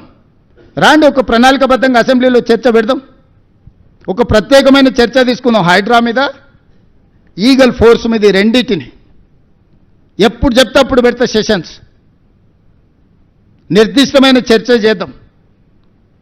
మీరు మొత్తం చెప్పండి, మేము చేస్తున్న తప్పులేమనుంటే తీసుకురండి, సరిదిద్దుకుందాం, సవరించుకుందాం. మేము చేస్తున్న మంచి పనులు మొత్తం వివరాలు తీసుకొస్తా. అంతర్జాతీయ స్థాయికి రోజు విస్తరించాలి, పోటీ పడాలి అనంటే అభివృద్ధికి సహకరించాలి. ఇప్పటి వరకు కౌన్సిలరు, కార్పొరేటర్లు, ఎమ్మెల్యేలు, ఎమ్మెల్సీలు, ఎంపీలు, రాష్ట్రం, కేంద్రం బీజేపీ బీఆర్ఎస్కే ఇచ్చారు. ఈ ఒక్కసారి మాకు అవకాశం ఇవ్వండి. నవీన్ యాదవ్ యువకుడు, ఆ పిల్లగాడు అక్కడనే పుట్టిండు, అక్కడనే పెరిగిండు. ఆ పిల్లగాడిని రౌడీ అని మాట్లాడుతారు. ఎవడా దీపావళి పండుగ రోజు గంజాయి కొట్టేటోడు రౌడీ అవుతాడా? గల్లీల పేదోళ్ళకి అండగా నిలబట్టోడు రౌడీ అవుతాడా? 10 ఏళ్ళ సినిమా హీరోల గెస్ట్ హౌస్లలో నువ్వు ఎట్లా గడిపినావో లోకానికి అంతే తెలుసు. ఎప్పుడైనా సినిమా కార్మికుల గురించి ఏ రోజు అని పిలిచి మాట్లాడినవా? ఈరోజు మా ప్రభుత్వాలను పిలవడం, మాట్లాడడమే కాదు, లైఫ్ ఇన్సూరెన్స్, జీవిత బీమా, ఆరోగ్య బీమా, వాళ్ళ పిల్లల చదువులకు కావాల్సిన ప్రణాళికలు. రేపు సినిమా టికెట్ల ధరలు పెంచితే 20% వాళ్లకు వెల్ఫేర్ బోర్డుకి ఇస్తేనే సినిమా టికెట్ల ధరలు పెంచుతానని నేను మాట ఇచ్చిన. ఈరోజు చిత్రపురి కానీ, ఫిలిం నగర్ కానీ మేము కట్టినాయి కాదా, మేము ఇచ్చినాయి కాదా? ఈరోజు సినిమా ఇండస్ట్రీ 1964లో నంది అవార్డులు మేము మొదలుపెట్టినాం, కళాకారులను ప్రోత్సహించాలని. 10 ఏళ్ళు నువ్వు బంధు పెడితే మళ్ళీ గద్దరన్న పేరు మీద అవార్డ్స్ ఇచ్చింది మేం కాదా? ఈరోజు నంది అవార్డ్స్ నుంచి ఆస్కార్ అవార్డు వరకు తెలుగు ఫిల్మ్ ఇండస్ట్రీ విస్తరించిందంటే దానికి కాంగ్రెస్ కారణం కాదా? ఫిల్మ్ ఇండస్ట్రీ కోసం ఏదైనా కేసీఆర్, కేటీఆర్, బీజేపీ చేసింది ఒక్కటి ఉందా చెప్పండి? ఫిలిం నగర్ నుంచి, ఫిలిం నగర్ క్లబ్ నుంచి మొదలు పెడితే చిత్రపురి కాలనీ వరకు మేమే కదా చేసింది. కార్మికులను ఆదుకున్నది మేమే కదా. రేపటి వాళ్ళ భవిష్యత్తు ప్రణాళికలు ఇప్పుడు బాలీవుడ్ వస్తుంది, రేపు హాలీవుడ్ను కూడా ఇక్కడ షూటింగ్లకు తెచ్చే బాధ్యత మేము తీసుకుంటాం. సినిమా పరిశ్రమను వాళ్ళని హక్కున పెట్టి చూసుకుంటాము. వాళ్ళ మంచి కోసమే కదా. నిఖత్ జరీన్, సిరాజ్కు డిఎస్పీ ఉద్యోగాలు ఎందుకు ఇచ్చినాం? క్రీడల్ని ప్రోత్సహించడానికి కదా. మొహమ్మద్ అజారుద్దీన్ ఈరోజు మంత్రిని చేస్తే కూడా మీకు కడుపుమంట. మా మంత్రివర్గంలో మా నాయకుడు ప్రజల కోసం ప్రాతినిధ్యం ఇస్తే మీకెందుకు దుఃఖము? నాకు అసలు అర్థమే కాలే. అసలు ఏంది వీళ్ళ ఆలోచన? భావదారిద్ర్యం ఏంది? దరిద్రపు కొట్టు ఆలోచనలు ఏంది? దుఃఖమేంది వీళ్ళది? మీ సమస్యలు కూడా పెండింగ్ ఉంటే నేను వచ్చినాకనే పరిష్కరించిన. మీకు నష్టం కోర్టు తీర్పు వల్ల జరిగింది. కానీ మీకు రాజశేఖర రెడ్డి గారు ఇచ్చిపోయిన ఇండ్ల పట్టాలు 10 ఏళ్ళు ఇవ్వకుండా పక్కన పెడితే నేనే కదా మీకు అందరికీ మీ అందరితో భోజనం చేసి మీ అందరినీ మంచి చేయాలని ఒక అడుగు ముందుకు వేసినాం కదా. రేపు భవిష్యత్తులో కూడా మీకోసం ఏదైనా మంచి చేయాలని, ఎట్లా దాని నుంచి బయటపడాలని చూస్తున్నాం కదా. మీ మంచి కోసం కూడా ఆలోచన చేస్తలేమా? పెద్దలు శ్రీనివాసరెడ్డి గారిని మీ తరఫున పెట్టలేదా? ఎవరిని వదిలేసినా మీరు చెప్పండి. విద్యార్థులను వదిలేసినామా? నిరుద్యోగ యువకులను వదిలేసినామా? రైతులను వదిలేసినామా? మహిళలను వదిలేసినామా? పాత్రికేయ మిత్రులను వదిలేసినామా? రాష్ట్ర ప్రజలను వదిలేసినామా గాలికి? వాళ్ళలాగా రోజులో 18 గంటలు మీతోనే కూర్చొని పనిచేస్తున్నా కదా. నేను ఎక్కడికి పోయినా తాటి చెట్టు లెక్క పెరిగిండు కానీ తలకాయ మోకాళ్ళలో కూడా లేదు అన్నట్టు, దూడకున్న బుద్ధి కూడా లేదు, దూలం లెక్క పెరిగిండు అని వెనకడికోవడం అన్నాడు. రేవంత్ రెడ్డి సచివాలయం వస్తున్నాడు. అసలు సిగ్గున్నదే మాట్లాడానికి? కమాండ్ కంట్రోల్ రూమ్ అయినా మా తాతదా? నా క్యాంప్ ఆఫీస్ కింద దాన్ని వాడుకుంటున్నా. రెగ్యులర్గా సచివాలయం నేను వచ్చి కూర్చొని సమస్యల మీద మాట్లాడుతున్నా. రోజులో 18 గంటలు ఎక్కడున్నా నా జీవితంలో కానీ, నా విధానంలో కానీ, నా నిర్ణయాలలో కానీ ప్రతిపక్షంలో ఉన్నప్పటికి ఇప్పటికి ఏమైనా మార్పు వచ్చిందా? మీ అందరితో వ్యవహరించే శైలి కానీ వాళ్ళలాగా ఏమన్నా దుర్మార్గంగా ఎప్పుడైనా వ్యవహరించినా? అసలు నా పోలికేంది? నా గురించి మాట్లాడేది హరీష్ రావు? నువ్వు ఎప్పుడైనా అద్దంలో చూసుకో నా గురించి మాట్లాడే ముందు. నాదేముంది? సాదాసీదా జీవితము. నేనేం గవర్నమెంట్ ఢిల్లీకి పోయినా కూడా జనరల్ ఫ్లైట్లో పోతా. నేను మీలాక ప్రత్యేక విమానాలు, మీ దేవుళ్ళ మొక్కులు కూడా ప్రభుత్వం సొమ్ములతోని. కనకదుర్మ ముక్కు పుడకానంటే ప్రభుత్వం సొమ్మే. వెంకటేశ్వర స్వామి తిరుమల తిరుపతి కొండ మీద దేవుడికి ఇస్తే ప్రభుత్వం సొమ్మే. చివరికి యాదగిరిగుట్ట టెంపుల్ నిర్మాణంలో అవినీతే. దేంట్లో మీరు వదిలింది? కోవిడ్ టైంలో ఎన్ని డొనేషన్స్ మీరు దిగమింగినరు? కోవిడ్ను కూడా వదలలేదు ప్రజలకు సేవ చేయాల్సిన సమయంలో. మీకు మాకు పోలికేందయ్యా? పొంతనేంది? ఇప్పుడు కూడా 3 సార్లు ఇచ్చిండ్రు జూబ్లీహిల్స్ వాళ్ళకే. ఏం చేసిండ్రు? 3 సార్లు బీజేపీకి ఇచ్చిండ్రు. ఏం చేసిండ్రు? కళ్ళ ముద్దలు ఉంది కదా. ఇప్పుడు సమస్యలు ఉన్నాయి. అయ్యో ఈడ చెత్త ఉంది, అయ్యో ఈడ మట్టి ఉంది, ఈడ కాలువల మోరీల బురద ఉంది అని అంటుంది. ఎవడు కారణము? అసలు సిగ్గాను ఉండాలి. అందుకే నా చెత్తకుండి దగ్గర ఓ రోజు కట్టేసేయారు. కట్టేస్తే గొలుసు పెట్టి కట్టేస్తే తెలుస్తుంది, జ్ఞానోదయం కలుగుద్దేమో అట్లనా అని. అన్ని సమస్యలను పరిష్కరించి నగరాన్ని అంతర్జాతీయ ముఖచిత్రంలో పెట్టడానికి జూబ్లీహిల్స్ నియోజకవర్గ ఓటర్లను సహకరించాల్సిందిగా నేను విజ్ఞప్తి చేస్తున్నా. మీడియా మిత్రులకు కూడా సర్వేల గురించి నేను ఎక్కువ మాట్లాడదలుచుకోలే. సారు కారు 16 అన్నారు, పరారు అయిపోయారు. 100కి తగ్గేది లేదన్నారు, బొక్కలు ఇరిగి బోర్ల పడ్డారు. ఒక 10 ఉదంతాలు చూసినాం. నేను ఏ సర్వే ఏజెన్సీలను ఎవరి గురించి నేనేం అనదలుచుకోలే. మనం బ్యాండ్ మేళం మనం డబ్బులు ఇచ్చి పిలుచుకుంటే వాడు మనం పాడవన్న పాట పాడతాడు, వేరే పాడతాడా? మనం ఒకవేళ సావుకు పిలిస్తే సావు పాట పాడమంటే సావు పాట పాడతాడు, కానీ పెళ్లి పాట పాడతాడు పాడాడు కదా. మనం నగదిచ్చి మనం సర్వే చేసుకుంటే మనకు అనుకూలంగానే ఇస్తాడు, వ్యతిరేకంగా ఎందుకు ఇస్తాడు? వాళ్ళు ఏదో నగదిచ్చారు, వాళ్ళు ఏదో చేసుకోరు. వాళ్ళ మీద చర్చ చేస్తూ నేను ఏ ఛానల్స్ని ఏ పేపర్లను ఎందుకు వేసిరని నేను అడగదలుచుకోలే. మీ ఇష్టం, మీ వ్యాపారం, మీ లాభం ఏది ఉంటే అదే చేసుకోరి. కాకపోతే 14 తారీఖు తర్వాత మీరు ప్రసారం చేసింది అక్కడ లేకపోతే మీరు ఏ విధంగా ఈ సమాజాన్ని ఎదుర్కొంటారో ఒక్కసారి అదొక్కటే ఆలోచన చేసుకోరు. రేపు సమాజాన్ని మీరు ఫేస్ చేయాలి కదా. నిజం నిప్పు లాంటిది 4వ పిల్లర్ ఏంటో చెప్తారు కదా. ఆ పిల్లర్ లేదు, 3 పిల్లర్లు ఉన్నాయి తెలంగాణలో అని చెప్తారా? నిప్పు కాస్త ఉప్పు అయింది, ఉప్పు కాస్త పప్పు అయిందని చెప్తారా? కాబట్టి దయచేసి కొన్ని పొలిటికల్ పార్టీ ఓన్డ్ మీడియా ఉంటుంది, అది మీడియా కింద మేము ఎప్పుడు చూస్తలేము. కరపత్రాల కిందనో పార్టీ కార్యకర్తల కిందనో ఇస్తాం. మనుషులుగా వాళ్ళను రిపోర్టర్ల అని మాకు విజిటింగ్ కార్డు ఇచ్చిన గౌరవిస్తున్న వ్యక్తులుగా వాళ్ళని రిపోర్టర్స్గా మేము ఎప్పుడు చూడం. కానీ న్యూట్రల్ జర్నలిజం చేసేవాళ్ళు చిన్న చిన్న ప్యాకేజీల దాంట్లో పోయి మాత్రం ఈ తప్పులు చేయబాకండి. నిజం అబద్ధం ఏముంది 14 తారీఖు నాడు ఈ సమయానికి మీకు తెలుస్తుంది, మాకు తెలుస్తుంది. బీఆర్ఎస్ను ఓడించండి, బీజేపీ డిపాజిట్ను గల్లంతు చేయండి. ఇది ఒక్కటే నా విజ్ఞప్తి. ఈ రెండే వాళ్ళిద్దరికి శిక్ష. ఈ 10 ఏళ్ళు సర్వనాశనం చేసినందుకు వాళ్ళు ఓడాలి, వీడి డిపాజిట్ పోవాలి. శ్రీనివాస్ రెడ్డి గారు,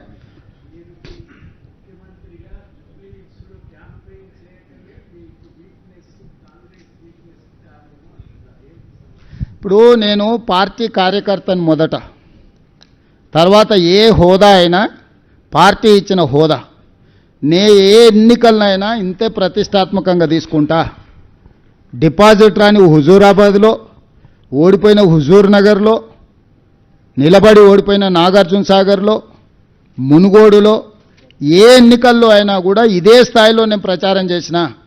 పార్టీ అభ్యర్థిగా చూడను, నేనే అభ్యర్థిగా అనుకుంటే ఏ ఎన్నికలనైనా నేను పార్టీ పట్ల కార్యకర్తల పట్ల నాకున్న చిత్తశుద్ధి.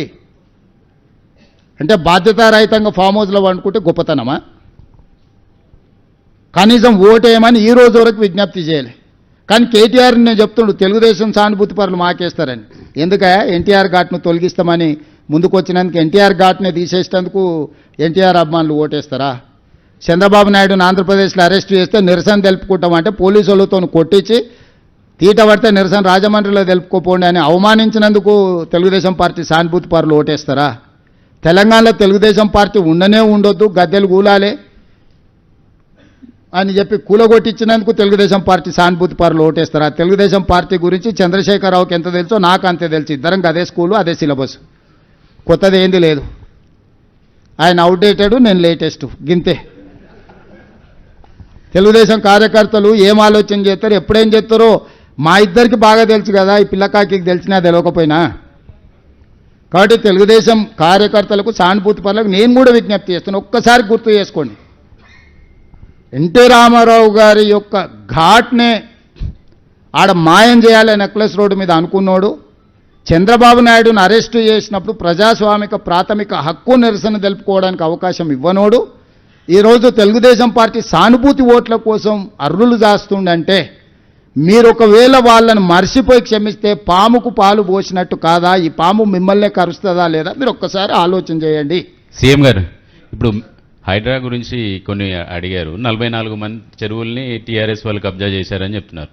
వాటిని కూల్చేటప్పటి నుంచి ఇదే చెప్తున్నారు కానీ కబ్జా చేసిన వాళ్ళ లిస్ట్ ఇవ్వట్లేరు. ఒకటి, ఆ కబ్జాకు కారణమైనటువంటి అధికారుల మీద చర్యలు తీసుకోవాలనే సిఫార్సు సూచనలు చాలా వచ్చినాయి. కానీ వాళ్ళని ఏం చేయలేకపోవడం వల్ల దాన్ని ఇంకా కంటిన్యూ చేసినట్టు కదా. వాటిని బయట పెట్టే ఆలోచన ఏమైనా ఉందా? అలాంటి వాటి మీద చర్యలు? మీరు అసంపూర్తి సమాచారంతో ప్రశ్నలు అడుగుతారు. అట్లా పాల్పడ్డ వాళ్ళ మీద క్రిమినల్ కేసులు కూడా పెట్టడం జరిగింది, చెరువులను పునరుద్ధరించడం జరిగింది. ఓవర్ నైట్ అన్నీ జరగవు. ఇప్పుడు చేస్తున్నందుకే ఈ చెరువులన్నిటిని పునరుద్ధరించినందుకే ఈ సమస్యలు వచ్చినాయి. ఏ చెరువులు అయితే కబ్జాలు తొలగించినామో వాటిని పునరుద్ధరించే కార్యక్రమాలు కూడా చేస్తున్నాం. బతుకమ్మ చెరువు కబ్జాలు తీసేసి వదల్లే, బతుకమ్మ కుంటగా తీర్చిదిద్ది బతుకమ్మ పండుగ చేసినాం. తుమ్మిడి కుంట ఈరోజు ఎట్లా పనులు జరుగుతున్నాయో చూడండి, లేకపోతే సున్నం చెరువు ఎట్లా జరుగుతున్నాయో చూడండి, కుక్కట్పల్లిలో జరుగుతున్న నల్ల చెరువు చూడండి. ఎక్కడెక్కడైతే చెరువులను కబ్జాల నుంచి విముక్తి చేసినామో వాటిని పునరుద్ధరించి ప్రజలకు అంకితం చేస్తున్నాం. నాలాలను కూడా తొలగించి వదులుతలేము. ఇది ఒక దీర్ఘకాలిక ప్రణాళిక. ఇది 6 నెలల్లోనో 3 నెలల్లోనో పూర్తి అయితే 3000 మందితోనే ఒక ఐజీ కాడర్ ఐపీఎస్ ఆఫీసర్ని పెట్టి చేసేది పర్మనెంట్ వ్యవస్థ. అందరి మీద కేసులు కట్టినాము. కేసులు కట్టబట్టే కదా వాళ్ళంతా పోయి కేటీఆర్కు కమిషన్లు ఇచ్చి సోషల్ మీడియాలో మా మీద దాడి చేస్తున్నది. మీరు కూడా సహకరించండి. ఏవైతే పునరుద్ధరించినామో వాటిని అప్పుడప్పుడు చూపించండి. వాళ్ళని కూడా కొంచెం ప్రోత్సహించండి. నిన్నమన్న పార్కులలో ఆయన ర్యాలీలు తీస్తారు, ఏ ఒక్క దగ్గర వేస్తలేరు. ఈ నిన్నమన ఎక్కడెక్కడైతే కబ్జాలు ఇడిపించారో ఆ కబ్జాలు ఇడిచి బెనిఫిట్ అయినరో కాలనీలలో ప్రజలందరూ బయటకు వచ్చి ర్యాలీలు తీస్తారు, హైదరాబాద్లో మాకు మేలు జరిగిందని. అవి మాత్రం స్క్రోలింగ్ కూడా వేస్తలేరు. మీ దృష్టికి ఏమొచ్చినా నేను మిమ్మల్ని కూడా నేను నెగటివ్ టోన్ తీసుకుంటలేను, మిమ్మల్ని ఏం విమర్శిస్తలేను.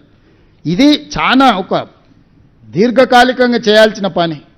1 by 1 చేసుకుంటూ వస్తున్నాం. ప్రభుత్వానికి కూడా వ్యవస్థలకు కూడా పరిమితులు ఉంటాయి. సమస్యల్ని చూసుకొని ముందుకు వెళ్తూ ఈ ప్రయత్నం చేస్తున్నాం. భవిష్యత్తులో ఇంకా బలంగా పనిచేస్తాం.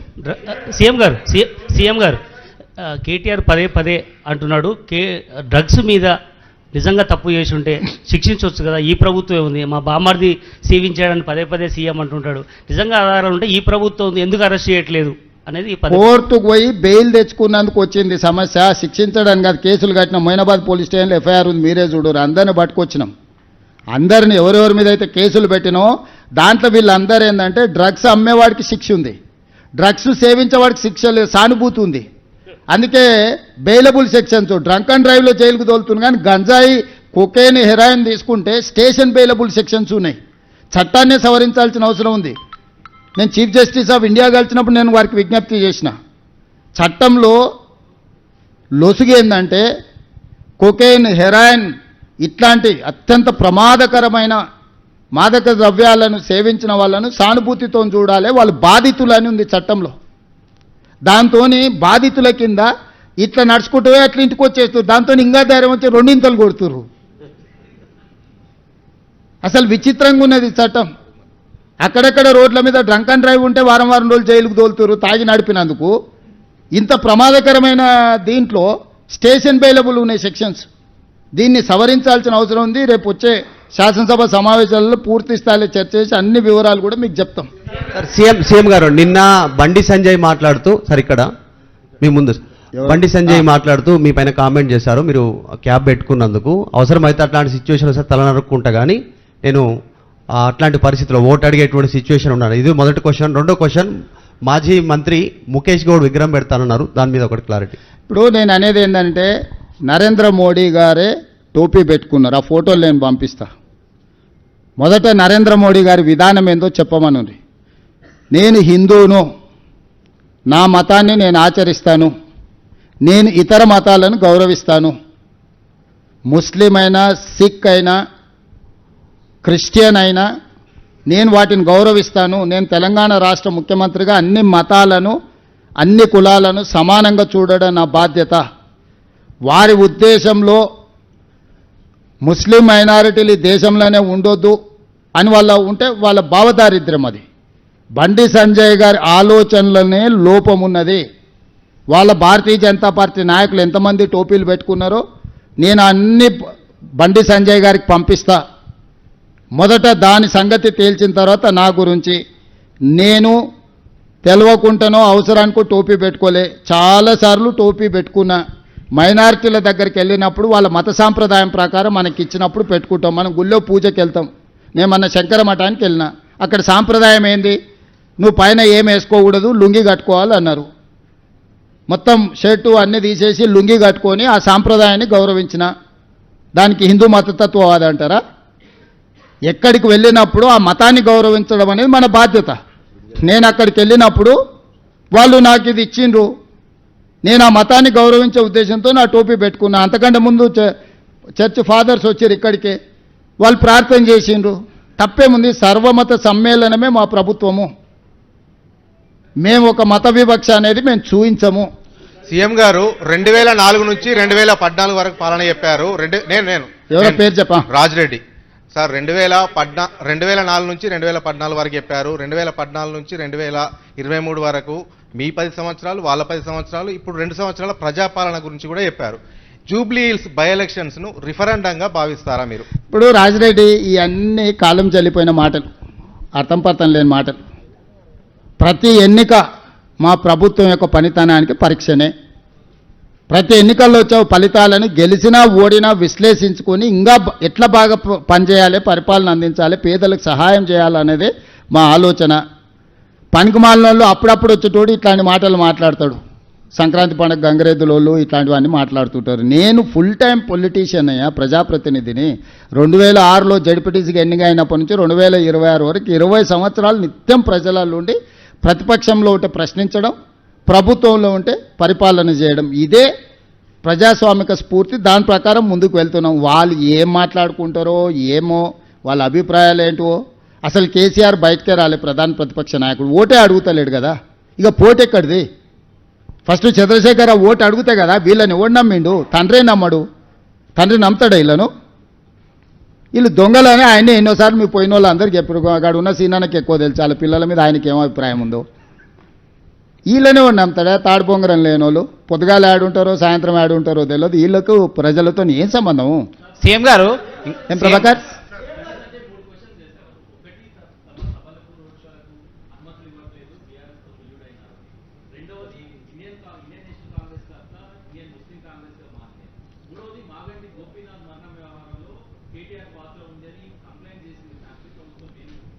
ఇప్పుడు అనుమతులు మేము ఇయ్యం, రాష్ట్ర ప్రభుత్వం ఇయ్యదు. మొట్టమొదట బండి సంజయ్ గారు తెలుసుకోవాల్సింది ఎన్నికల అధికారులు ఇస్తారు. ఎన్నికల అధికారులు కేంద్ర ప్రభుత్వం ఇదంతా ఒక వ్యవస్థ. చీఫ్ ఎలక్షన్ ఆఫీసర్ ఉంటాడు, రిటర్నింగ్ ఆఫీసర్ ఉంటాడు. ఈ వ్యవస్థ అంతా కూడా కేంద్ర ప్రభుత్వ పరిధిలో అంటే కేంద్రంలో ఉండే ఒక ఇండిపెండెంట్ అథారిటీ వాటిని చేస్తుంది. ఎవరు అనుమతులు ఇచ్చారు, ఎవరు అనుమతులు నిరాకరించింది అనేది మాకు సంబంధించిన విషయం కాదు, ఎన్నికల అధికారులు ఇవ్వాల్సింది. ఆ సమస్య ఉంటే వాళ్ళతో బండి సంజయ్ గారు మాట్లాడుకోవచ్చు, నాకేం అభ్యంతరం లేదు. మాగంటి గోపి గారి మరణం వెనకాల కేటీఆర్ గారు హస్తం ఉన్నది అని బండి సంజయ్ గారు అంటే ఫిర్యాదు చేయమనుండ్రి. ఇప్పుడు ఫిర్యాదు లేనిది ఒక మరణాన్ని వివాదాస్పదం చేసి రాజకీయ లబ్ధి కోరుకోవాలని నేను అనుకుంటలేను. వారి కుటుంబం నేను కూడా టీవీలలో మీడియాలో చూసిన. మాగంటి గోపీనాథ్ గారి తల్లి నా కుమారుడి మరణానికి కేటీఆర్ కారణమని ఆవిడ మాట్లాడినట్టుగా నాకు అనిపించింది. బండి సంజయ్ గారు కూడా అదే ఆరోపణ చేస్తున్నారు. నిర్దిష్టమైన ఆరోపణ చేసినప్పుడు కేంద్ర మంత్రిగా నాకు ఒక లెటర్ రాయమనుండ్రి. పోలీసులు పోలీస్ స్టేషన్కు, నాకు తెలిసి హాస్పిటల్ వచ్చేసి మాదాపూర్ పోలీస్ స్టేషన్ పరిధిలో వస్తుంది. మాదాపూర్ పోలీస్ స్టేషన్ కైనా లేకపోతే డీజీపీకైనా బండి సంజయ్ గారు విచారణ చేయమని లేఖ రాస్తే తప్పకుండా పోలీసులు విచారణ చేస్తారు. పోలీసు చట్టం తన పని తాను చేసుకొని పోతుంది. సీఎం గారు ఇక్కడ సీఎం గారు బండి సంజయ్ ఇంకొక అప్పీల్ చేశారు. హిందువులు మొత్తం కూడా బీజేపీకి ఓటేయాలి, కాంగ్రెస్కు ముస్లింలు మద్దతు ఇస్తున్నారు కాబట్టి హిందువులంతా ఏకం కావాలనే ఒక అప్పీల్ చేశారు. ఏం చెప్తారు? ఇప్పుడు నేను అడిగేది ఒకటే, 14వ తారీఖు నాడు బీజేపీకి డిపాజిట్ రాదు, మీరు రాసి పెట్టుకోండి. ఇప్పటి వరకు చాలా ఎన్నికల ముందు మనం మాట్లాడుకున్నాం, మీరు అందరు చాలామంది ఇక్కడ సాక్ష్యం. నేను చాలా ఎన్నికలలో మనం విశ్లేషించుకున్నాం, మాట్లాడుకున్నాం. నేను ఈరోజు స్పష్టంగా చెప్తున్నా, ఈ ఎన్నికల్లో భారతీయ జనతా పార్టీకి డిపాజిట్ రాదు. అంటే పూర్తిగా హిందువులు బీజేపీకి వ్యతిరేకంగా ఉన్నారని ఇది రెఫరెండంగా బండి సంజయ్ గారు భావిస్తారా? వాళ్ళ కేంద్ర మంత్రి కిషన్ రెడ్డి గారే గెలవాలని కోరుకుంటలేడా? పాపం బండి సంజయ్ తాపత్రయమేంది? బండి సంజయ్ ధర్మపురి అరవింద్ తాపత్రయపడుతున్నారు ఎట్లయినా బీజేపీకి డిపాజిట్ తెద్దాం, ఏదో ఒకటి చేద్దామని. కిషన్ రెడ్డి గారు బ్యాడ్ బ్రదర్స్ ఇద్దరు ఎవరు గెలవాలనుకుంటారో బండి సంజయ్కి తెలియకపోతే ఇంక నేనేం చేస్తా? కాబట్టి ఇవన్నీ లోతుగా బండి సంజయ్ గారికి కూడా అవగాహన ఉండొచ్చు. ఎందుకంటే కార్యకర్త నుంచి కేంద్ర మంత్రి వరకు వచ్చిందంటే సంజయ్ గారికి తెలియని రాజకీయం ఉంటుంది, దట్టు బీజేపీలో అని నేను అనుకోను. నేను ఈరోజు చెప్తున్నా, రేపటి ఎన్నికల్లో బీఆర్ఎస్ ఓడిపోతుంది, బీజేపీ డిపాజిట్ పోతుంది. బీజేపీ డిపాజిట్ అయినప్పుడు బీజేపీతో హిందువులు లేరు అని రెఫరెండం కింద బండి సంజయ్ గారు భావిస్తే దాని మీద మాట్లాడమన్నారు బండి సంజయ్ గారిని. సో బీజేపీలో బండి సంజయ్, ధర్మపురి అరవింద్, ఈటెల్ రాజేందర్ లాంటి వాళ్ళందరూ ఒక రకంగా ఉంటే కిషన్ రెడ్డి, కేటీఆర్ వీళ్ళంతా ఇంకొక రకంగా ఉన్నారు. సీఎం గారు బీఆర్ఎస్ జూబ్లీహిల్స్ ప్రగతి నివేదిక అని చెప్పేసి ఒక రిపోర్ట్ విడుదల చేసింది. అందులో మెట్రోకు సంబంధించి కూడా ఒక్క నిమిషం,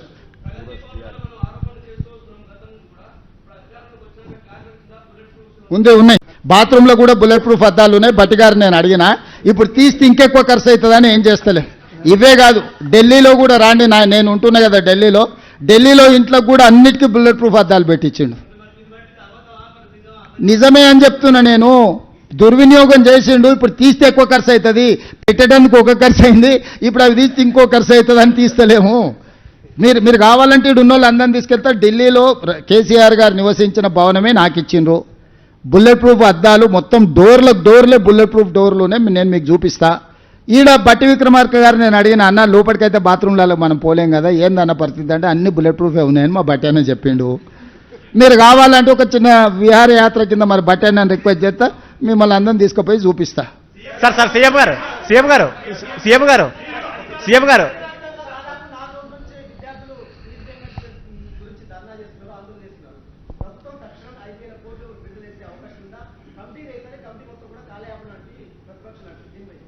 నేనేమనను, వాళ్ళు వడ్డించిందే ఈ అప్పు, ఇది మేం చేసింది కాదు. 2014 నుంచి ఇప్పటి వరకు చదువుకున్న విద్యార్థులు ఎవరు, ఫీజు రియంబర్స్మెంట్ను పొందిన సంస్థలు ఎవరు, ఈరోజు ఎవరెవరికి బకాయి ఉంది, ఏదన్నా సిట్ ఏర్పాటు చేసి విచారణ చేద్దాం. 2014-15 చంద్రశేఖరరావు గారు అసెంబ్లీలో మాట్లాడి ఒక విజిలెన్స్ అండ్ ఎన్ఫోర్స్మెంట్ను అపాయింట్ చేసి నివేదిక ఇచ్చిండ్రు. ఆ నివేదికను ఎందుకు తొక్కిపెట్టారు చర్యలు తీసుకోకుండా? దాని మీద కూడా చర్యలు తీసుకుందాము. నేను ఆ కళాశాల యజమానులను, మీరు వ్యాపారం చేసుకుంటారు, మీరేం సేవ చేస్తలేరు, మీ వ్యాపారంలో మీరు ఎంత సంపాదించిండ్రు, మీరు ఎట్లా సంపాదించుకుంటుండ్రు, ఏమేం జరిగింది అనేది అందరికీ తెలుసు. రాజకీయ ప్రేరితమైన స్టేట్మెంట్లు, అధికారులను తిట్టడంతో మీకేం ఫీజు రియంబర్స్మెంట్ రాదు. ప్రభుత్వానికి ఉన్న అప్పుల్లో 35 సంవత్సరాలు ప్రభుత్వంలో సేవలు అందించిన అధికారులకు కూడా వాళ్ళ రిటైర్మెంట్ బెనిఫిట్స్ను విడతల వారికి ఇస్తున్నాము. మేము ప్రభుత్వాన్ని ఏర్పాటు చేసే సమయానికి జీతభత్యాలు కూడా విడతలాలు ఇస్తుంటే సరిదిద్దుకుంటూ వస్తున్నాము. సహకరించాల్సిన మీరు ఈ రకమైన వితండవాదంతో బంద్ పెడితే, ఇప్పుడు ఫీజులు అడగరా? ఇప్పుడు బంద్ పెడితే పిల్లలకు విద్య దూరం అవుతుంది. 3 నెలలకు 6 నెలలకు మేము ఫీజులు ఇస్తే ఈ బంద్ పెట్టినందుకు ఎవరిని శిక్షించాలి? పిల్లల జీవితాలతోని చెలగాటాలు ఆడొద్దని నేను యజమానులకు చెప్తున్నా. విడతల వారీగా మీకు ఫీజులు చెల్లించే బాధ్యత మేము తీసుకుంటాము. మొట్టమొదట మేము అధికారంలోకి వచ్చిన తర్వాత ఏం బకాయిలు ఉన్నా అవి ఇస్తాం. కేసీఆర్ పెట్టిపోయిన బకాయిలు ఏమన్నా ఆడబోయి అడుగురి.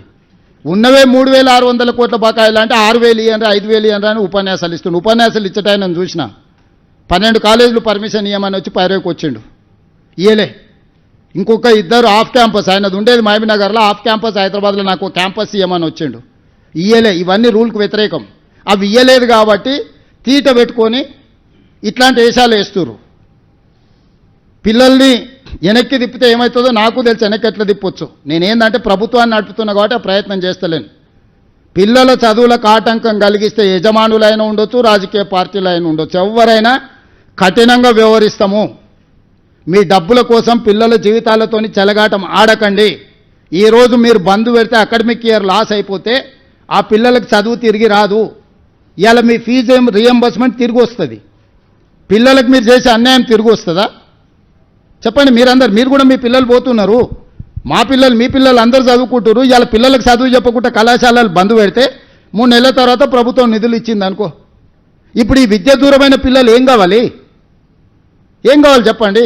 ఫేస్ రికగ్నేషన్ పెట్టిన పిల్లలకు టీచర్లకు తప్ప, ల్యాబ్లు ఉన్నాయా లేవా పరిశీలించమని చెప్పిన తప్ప, టీచర్లు ఉన్నరా లేరా చదువు చెప్పేటోళ్ళు ఉన్నారా లేరా చూడండి అని చెప్పిన తప్ప, భవనాలు ఉన్నాయా లేవా చూడండి అని చెప్పిన తప్ప, పరిశీలించడానికి వెళ్తున్నాం మేము. ఎవరి మీద కేసులు కట్టలేదే, పరిశీలనకే రాని మేము తాళాలు వేసుకొని పోతామంటే ఏ రకమైన వ్యవహార శైలితో ఉన్నారు మీరు చెప్పండి? మీరే పిల్లల తల్లిదండ్రులు, మీ పిల్లల కోసమే కదా ఈరోజు నాణ్యమైన విద్య అందించడానికి ఫీజు రియంబర్స్మెంట్ ఇస్తున్నాం. మీరు విద్యనే అందించం బంద్ పెడతామని అంటే ఇంకా మీతో చర్చించడానికి ఏముంది? విడతల వారీగా నిధులు విడుదల చేస్తాం. సీఎం సార్, నిధులకి ఇబ్బంది లేదు. ఉన్న పరిస్థితుల్లో అన్నిటినీ సమన్వయం చేసుకుంటాం. వెల్ఫేర్ హాస్టల్స్ ఉన్నాయి, ఎడ్యుకేషన్ ఇన్స్టిట్యూట్స్ ఉన్నాయి. ఈరోజు అందరినీ సమన్వయం చేసుకోవాలి. ఒక్క కాలేజీ యజమానులే కాదు, ప్రభుత్వ ఉద్యోగులు ఉన్నారు, రిటైర్డ్ అయిన ఉద్యోగులు ఉన్నారు, పెన్షనర్స్ ఉన్నారు, అగ్రికల్చర్ ఫార్మర్స్ ఉన్నారు, ఉమెన్ ఉన్నారు, మీడియా మిత్రులు ఉన్నారు. ఢిల్లీకి పోతే మీ వాళ్ళు మాకు సార్ రాజీవ్ ఆరోగ్యశ్రీ ఢిల్లీలో ఇంప్లిమెంట్ అవుతలేదు, మీరు ఏదో ఒకటి చేయాలని అడిగినారు. ఏదో ప్రయత్నం చేస్తున్నాము.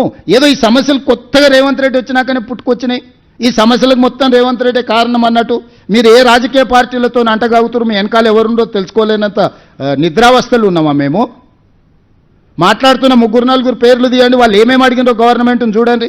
అవి ఇయ్యనందుకే కదా మీరు ఇవన్నీ చేస్తున్నది. బ్లాక్మెయిల్ చేస్తుర్రా గవర్నమెంట్ను? మీ కాలేజీలో ఏమున్నది ఏం లేదు, మీరు ఎట్లా తీసుకుంటారో, ఎన్ని షిఫ్టింగ్ అడిగిండో వాళ్ళ నాయకుడు అనేటాన్ని, ఎన్ని కాలేజీలు షిఫ్టింగ్ అడిగిండు, మూతబడ్డ కాలేజీలకు ఎన్నిటికి పర్మిషన్ అడిగాడు. ఇవ్వకపోతే ఈరోజు దాన్ని అడ్డం పెట్టుకొని ఎవరెవరు ఆఫ్ క్యాంపస్లో అడిగినారు, ఎవరెవరు కొత్త కాలేజీలు అడిగారు, ఎవరెవరు ఏం అడిగినారో నా దగ్గర లిస్ట్ ఉంది. ఈ తమాషాలన్నీ పనికిరావు. వాళ్ళు ఏదో అనుకుంటారు పిల్లల్ని రెచ్చగొడతామని. నేను సంఘాలకు కూడా విజ్ఞప్తి చేస్తున్నా, దయచేసి మన పిల్లలే వాళ్ళు, స్కూళ్ళు కాలేజీలు బంద్ పెట్టి ఏదో చేస్తాం అనుకుంటే మాత్రం అది పిల్లలకు అన్యాయం జరుగుద్ది. ప్రభుత్వం దగ్గర నిధులు ముందల పెడతాం. ప్రతి నెల నాకు 18,500 కోట్ల రూపాయల ఆదాయం ఉంది.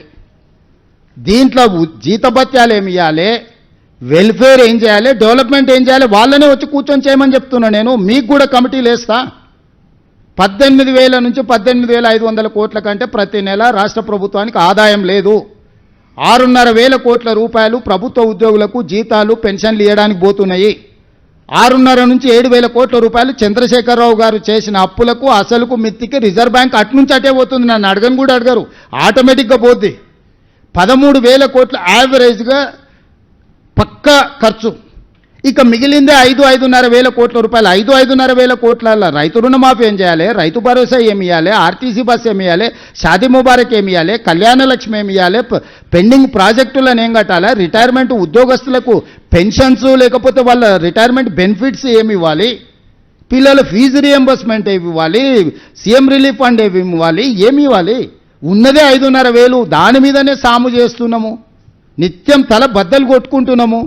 సహకరించాల్సింది పోయి ఆదాయం ఉంటే మేము అని ఆపుకుంటున్నాం. వాళ్ళనే కమిటీ ఏమనుంది, వాళ్ళ చేతికే చిట్టు అప్పచెప్స్తారు. రేపు 3 నెలలు, డిసెంబరు, జనవరి, ఫిబ్రవరి, మార్చి 4 నెలల ప్రణాళిక వాళ్ళనే ఏమన్నారు. మొత్తం ఆదాయం వాళ్ళకి అప్పచెప్తాం. గల్లపేట కాడ వాళ్ళనే కూర్చోబెడతాం.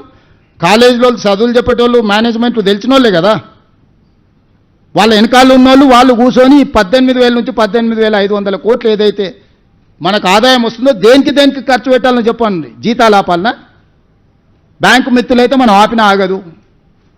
రైతు భరోసా ఆపాలనా, షాదీ ముబారక్ ఆపాలనా, కళ్యాణ లక్ష్మి ఆపాలనా, రాజీవ్ ఆరోగ్యశ్రీ ఆపాలి, ఏం ఆపాలనో చెప్పమని వాళ్ళే చెప్పమన్నారు. ఏది ఆపితే ఏది ఇవ్వాలి. ఎస్సీ ఎస్టీ బీసీ మైనారిటీ పిల్లలకు వెల్ఫేర్ హాస్టళ్లలో భోజనం డబ్బులు ఆపాలనా, ఏం ఆపాలి. మీరు ఎన్ని డొనేషన్లు తీసుకుంటున్నారు, మీ పిల్లలు చదువుకుంటున్నారు ఇంజనీరింగ్ కాలేజీలలో, మెడికల్ కాలేజీలు ఎంత డొనేషన్ తీసుకుంటారు మీకు తెలియదా? మీ ఈడున్నోళ్ళు సాక్షి కాదా? ఎట్లా వసూలు చేస్తారో వచ్చే సంవత్సరం డొనేషన్లు అది కూడా చూస్తా. ఏసాలు వేసిరాటే కుదరదు. ఎవడెవడు ఏ సీట్కి ఎన్ని డొనేషన్లు తీసుకుంటారో మీరు చట్టం మాట్లాడుతున్నారు కదా, నేను కూడా అన్ని చట్టాన్ని అమలు చేస్తా. పక్కడ్బందీకి ఇద్దరం కలిసి తారీఖు పెట్టుకొని మేము ఇద్దరం కలిసి చట్టాన్ని పక్కడ్బందీగా అమలు చేద్దాం. రండి, ముందరికి రండి. మిమ్మల్నే వేస్తాను, నేను ఉండను. మీరే మీ జర్నలిస్టులు, సీనియర్ జర్నలిస్టులు ఉన్నారు కదా, మిమ్మల్నే ఒక కమిటీ వేస్తా. Will implement everything. మరి ప్రభుత్వ ఉద్యోగస్తులకు ఒక నెల జీతం ఆపుదామంటే ఆపుదాం. 6,000 వస్తే మొత్తం వీళ్ళ పైసలని ఇచ్చేద్దాం. ఓ నెల జీతం మరి ప్రభుత్వ ఉద్యోగులకు ఆపుదామంటే చెప్పండి.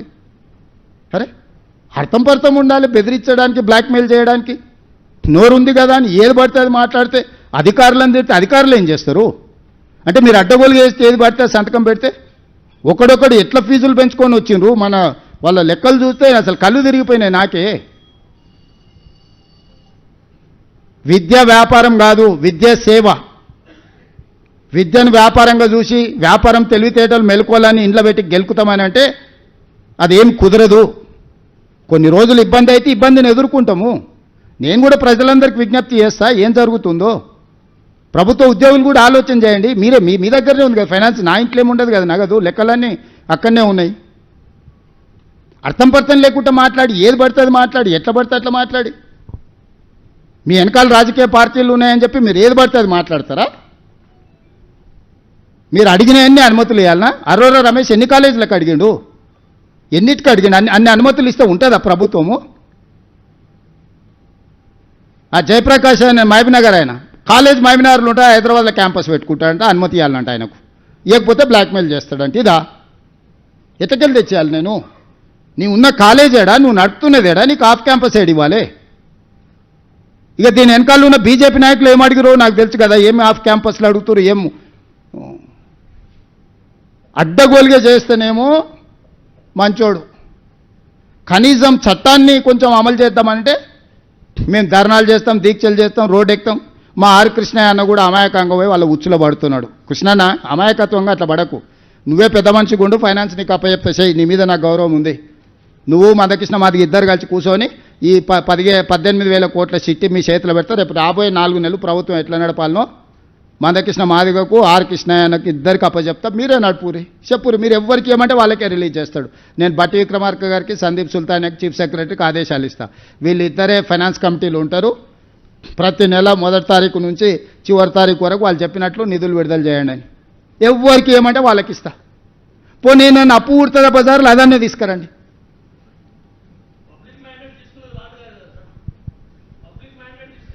అవునా, 3 లక్షల కోట్ల అప్పు ఉందంటే మ్యాండేట్ తీసుకొని చెప్పినాం. 8 లక్షల కోట్లు అయింది. సూరజ్, నువ్వు కూడా అందులో భాగస్వామివి. ఇక నువ్వు కూడా ఇట్లా ప్రశ్నిస్తే ఎట్లా? ఎవరన్నా ప్రశ్నిస్తే అర్థం ఉంది కానీ. Sir sir sir sir sir CM sir Pramod,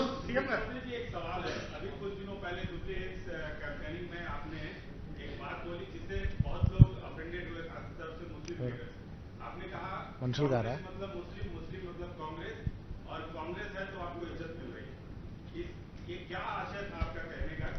Pramod ji, आप जो बोल रहे हैं वो गलत है. 2 दिन से नेशनल मीडिया, हर चैनल में, कल किसी ने फोन किए तो मैं देख रहा था, 1-1 घंटे 1-1 चैनल नेशनल लेवल पे. इतना अपीजमेंट मुस्लिम लोगों को इतना प्रसन्न करने के लिए रेवंत रेड्डी जी क्यों कोशिश कर रहे, इतना मुस्लिम लोगों को सर पे बिठा के क्यों चला रहे बोल के नेशनल मीडिया में चर्चा हो जा रहा है. दूसरी तरफ आप बोल रहे हैं मुसलमान को मैं अवमान किया, मुसलमानों को कम दिखाने के लिए कोशिश की. ये 2 गलत है. आप पूरा देखो. अब जो सवाल पूछा इसमें 30 सेकंड्स अलग अलग बिट्स एंड पीसेस कट के तो अलग दिखता. मैं ये कहा शेखपेट में हिंदू मुसलमान कांग्रेस पार्टी के लिए 2 आंखें, खासकर शेखपेट में हमारे ताकत है मुसलमान. मुसलमान भाई बहनों हमको मदद देने के लिए आए. हम आपके हिस्सा आपको पहुंचाया. अजहरुद्दीन जी के नाम पे मंत्री दिए. किशन रेड्डी को क्या तकलीफ हो रहा, पेट में दर्द क्यों हो रहा बोल के मैं पूछा. अजहरुद्दीन साहब को मैं मंत्री बनाया तो किशन रेड्डी जी को क्या तकलीफ है, आज भी मैं पूछ रहा हूं. हमारे लिए हिंदू मुस्लिम क्रिश्चियन सिख कोई भी हो हमारे लिए बराबर है. मगर जब मंदिर में गए तो हम मंत्र पढ़ते, मस्जिद में गए तो नमाज पढ़ते, चर्च में गए तो अब प्रार्थना करते. मंदिर में जाके नमाज नहीं पढ़ते, मस्जिद में जाके मंत्र नहीं पढ़ते. जहां पर गए वहां पर लोग जो पूछे उसको हम जवाब देंगे, उन लोगों को हम एड्रेस करते. इसमें हर किसी ने किसी को भटकाने के लिए, किसी को इस चुनाव में कुछ फायदा लेने के लिए कोशिश मत करो बोल के उन लोगों को बोल दो. मैं साफ साफ सोचकर बात किए. इस देश में हिंदू मुस्लिम सिख क्रिश्चियन सब लोग हमारे लिए एक है. जैन के साथ फिर आगे बोलेंगे, आप जैन के बारे में कुछ नहीं कहा. इस देश में 140 करोड़ जनता हमारे लिए बराबर है कांग्रेस पार्टी के लिए. हां, एक बात जरूरी है, जब जब कांग्रेस पार्टी सत्ता में थे तब तब माइनॉरिटियों को मौका दिए. 3rd president of India Zakir Hussain को कांग्रेस पार्टी ने बनाया. 12 लोगों को मुख्यमंत्री बनाया कांग्रेस पार्टी ने. मुसलमानों को गवर्नरगिरी दिए. External affairs minister Salman Khurshid उनके पिताजी को एक्सटर्नल अफेयर्स मिनिस्टर बनाए. आजाद साहब को मिनिस्टर बनाए. अहमद पटेल जी को बड़ा नेता बनाए.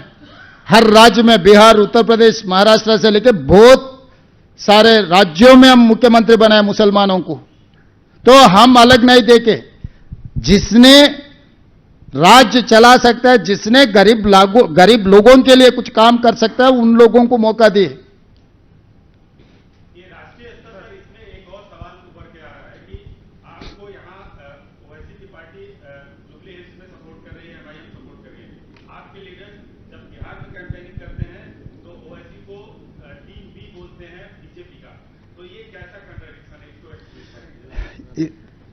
भारत यूनियन ऑफ स्टेट्स, ये मानते हैं ना आप, हर राज्य अलग अलग राज्य है. तो अलग अलग राज्य में अलग अलग सोचदारा रहते. तेलंगाना में जो सोचते बिहार में थोड़ी सोचेंगे. तेलुगु देशम पार्टी आंध्र प्रदेश में मोदी जी के साथ जोड़ा हुआ है, फिर यहां पर क्यों नहीं, यहां पर क्यों नहीं? तो अलग अलग राज्य में वो पार्टी, वो नेता लोगों के बीच में जो गठबंधन है वो गठबंधन रहेगा. तो मोदी जी के लिए एक कानून, असदुद्दीन ओवैसी के लिए दूसरे कानून लागू कैसे हो जाएंगे? बिहार का सिचुएशन हमें क्या पता है.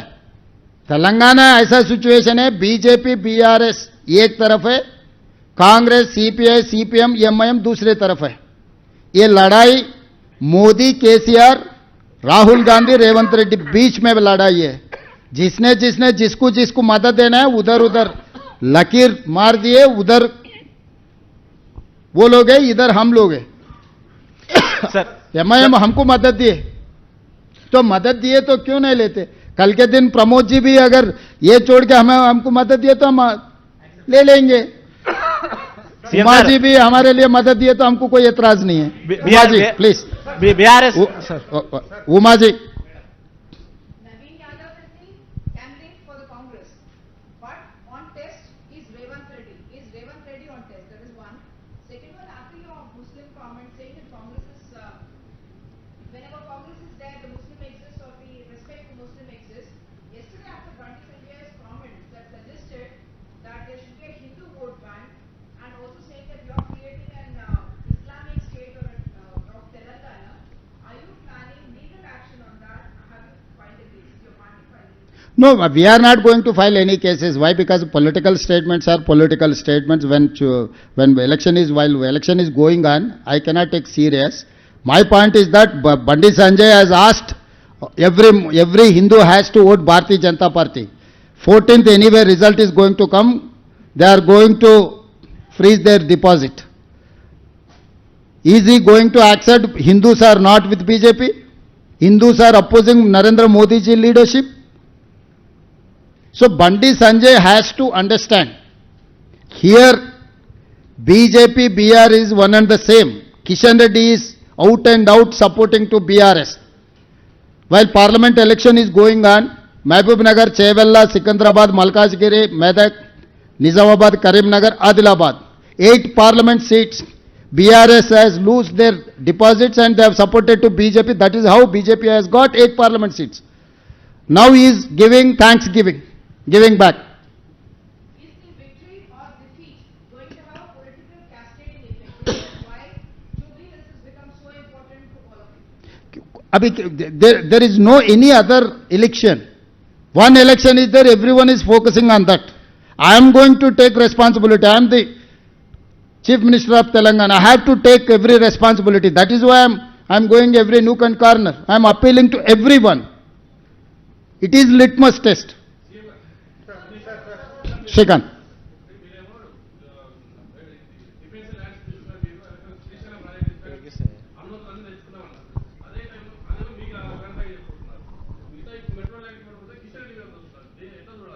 ఎట్లా చూడొద్దు, కిషన్ రెడ్డిని చూసినట్టే చూడాలి. కిషన్ రెడ్డి ఏడు అడ్డం పెడితే అవి ఆగుతున్నాయి, ఏడు అడ్డుపడకపోతే అవి క్లియర్ అవుతున్నాయి.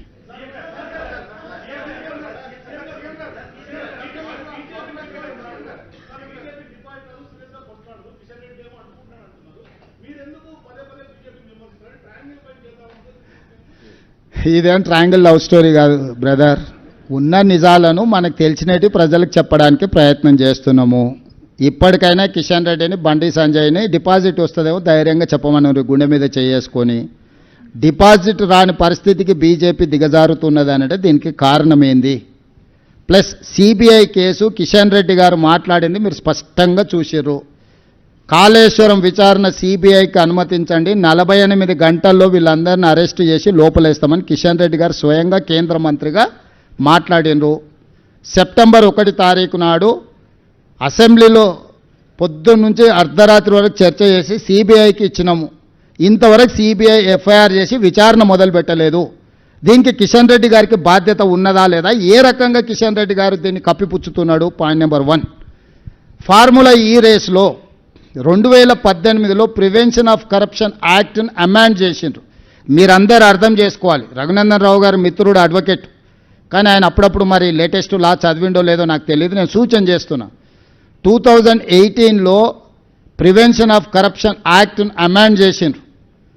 ఏ మంత్రి మీద విచారణ చేయాలన్నా విచారణకు ముందు గవర్నర్ గారు అనుమతి తీసుకోవాలి, విచారణ తర్వాత ఛార్జ్షీట్ వేయాలన్నా కూడా గవర్నర్ అనుమతి తీసుకోవాలి.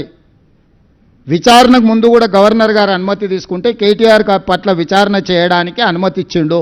విచారణ చేసి నిర్దిష్టమైన ఆధారాలతోని ఛార్జ్షీట్ ఫైల్ చేయడానికి రాష్ట్ర ప్రభుత్వం గవర్నర్ గారి ఆమోదం కోసం పంపించినము. ఇంతవరకు గవర్నర్ గారు అనుమతిస్తలేరు. ఇది కూడా దాదాపుగా 3 నెలలు కావస్తుంది. గవర్నర్ గారు అనుమతి లేకుండా కేటీఆర్ను అరెస్టు చేసిన, కేసు కట్టిన 10 నిమిషాలల్లా ఆయనకు బెయిల్ దొరకడము, కేసులో నుంచి తప్పించుకోవడానికి దారి దొరుకుతుంది. స్టే ఇవ్వలేదు. అదే చెప్తున్నా, సిబిఐ క్లియర్గా సిబిఐ విచారణను అడ్డుకుంటలేము. కేవలం పీసీ ఘోష్ ఇచ్చిన నివేదిక ప్రకారం మీరు చర్యలు తీసుకోవాలనుకుంటే మాత్రమే స్టే చేస్తున్నామని చెప్పిండ్రు. ఎన్డీఎస్ఏ రిపోర్ట్ ఉంది, స్టేట్ విజిలెన్స్ అండ్ ఎన్ఫోర్స్మెంట్ ఇచ్చిన నివేదిక ఉంది, పీసీ ఘోష్ సుప్రీంకోర్టు జస్టిస్ ఇచ్చిన నివేదిక ఉంది. వీటన్నిటి నేపథ్యంలో ఇండిపెండెంట్ విచారణ కోసం సిబిఐకి రాసినాం. దీని మీదనే శిక్షించేది ఉంటే ఆల్రెడీ నివేదికల్లో దీని ప్రకారం శిక్షనే రాసేటోళ్ళము. వీటన్నిటి నేపథ్యంలో ప్రాథమిక ఆధారాలు ఉన్నాయి. వీళ్ళు తప్పులకు పాల్పడ్డారు. కాళేశ్వరం కట్టడము, నిర్వహించడము, కూలడం అన్నిట్లలో లోపాలు ఉన్నాయి. దీన్ని పూర్తి స్థాయిలో విచారణ చేసి ఎవరెవరు దోషులో, నిర్ణయాలలో ఎవరున్నారు, నిర్మాణంలో ఎవరున్నారో, అవినీతిలో ఎవరున్నారో తేల్చి శిక్షించమని మేము సిబిఐకి రాసినాము.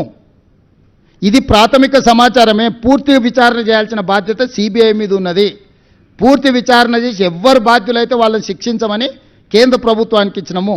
ప్రతిపక్షంలో ఉన్న అందరినీ నేషనల్ హెరాల్డ్ అనే పత్రిక కాంగ్రెస్ పార్టీది నెహ్రూ గారు ప్రారంభించింది. దానికి సంబంధించిన ట్రస్టీ పేర్లు మారితేనే సోనియా గాంధీ గారిని, రాహుల్ గాంధీ గారిని రోజుల కొద్దీ ఈడీ ఆఫీస్కి పిలిచి విచారణ చేసిండ్రు. సోనియా గాంధీ గారు, రాహుల్ గాంధీ గారిని కూడా వదలని బీజేపీ కేసీఆర్, హరీష్, కేటీఆర్ను ఎందుకు వదులుతున్నారు? దీని వెనకాల ఉన్న ఆలోచన ఏంది, ఒప్పందం ఏంది? నేను ఇంతే సూటిగా అడుగుతున్నా. ఎప్పటిలోగా చేస్తారో పోని చెప్పమని కిషన్ రెడ్డి గారిని. బండి సంజయ్ గారు హోంశాఖ మంత్రి కదా, సిబిఐ ఆయన కిందనే వస్తుంది కదా. ఈ హ్యాస్ టు ఆన్సర్. ఆయన సమాధానం చెప్పాలి. నేను సూటిగా అడుగుతున్న బీజేపీ వాళ్ళని. ఇన్ని రోజులు కాళేశ్వరం ఏటీఎంగా మారింది, వేల కోట్ల రూపాయల అవినీతికి పాల్పడ్డారని ఈ దేశ ప్రధానమంత్రి నరేంద్ర మోడీ గారు, కేంద్ర హోంశాఖ మంత్రి అమిత్ షా గారు ఇక్కడికి వచ్చి చాలాసార్లు స్టేట్మెంట్ ఇచ్చారు. ఇప్పుడు విచారణ చేయండి, దోషులను శిక్షించండి అని మేము అడిగితే మీరు ఆ పని చేయకుంటే ఎందుకు నెలల కొద్ది తాత్సారం చేస్తున్నారు? మీ అందరి కళ్ళ ముందలు ఉంది కదా. నేనేమి ఉన్నది చెప్తున్నా, నేనేం ఎవరి మీద ఆరోపణ చేస్తలేను. ఇది ముందుకు కదలడం లేదనంటే ఈ ఫెవికల్ బంధం ఎవరి మధ్యలో ఉంది, ఎవరిద్దరి మధ్యలో ఉంది?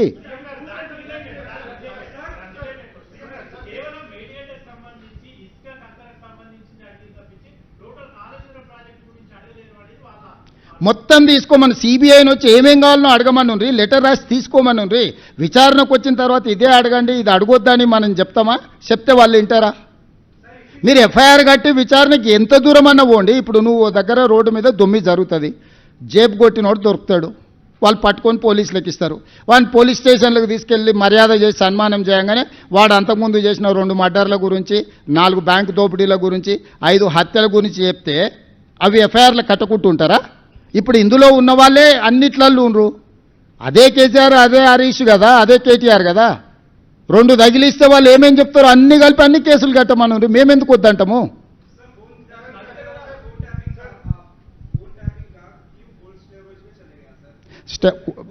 आप कहाँ से आए? ये भी आपके नाम? मोहसिन अली जी, आप high court and supreme court का प्रोसीडिंग्स शायद नहीं देख रहा है. High court and supreme court is observing this proceedings. जहां तक हम जांच करना है कर दिया. अभी सुप्रीम कोर्ट स्टे कर चुका है प्रभाकर राव को अरेस्ट करने में. हाई कोर्ट में भी पीरियडिकल ऑब्जर्वेशन से अभी हमारे हाथ में नहीं है, ये पूरा जुडिशियल के हाथ में चलेगा. Based on that we have to act. 1.5 साल प्रभाकर राव को हिंदुस्तान लाने के लिए टाइम लग गए. 1.5 साल के बाद उनको इधर लेकर आ गए. वो किसी इंक्वायरी में साथ नहीं दे रहा है, मगर सुप्रीम कोर्ट उनको कस्टडी में लेने के लिए स्टे दे दिए. इसीलिए we are trying our level best to vacate that stay. Once the stay is vacated then next step will come. It's a procedure. I have to follow procedure. I am not KCR, I am not KTR to violate procedure, deviate act and regulation.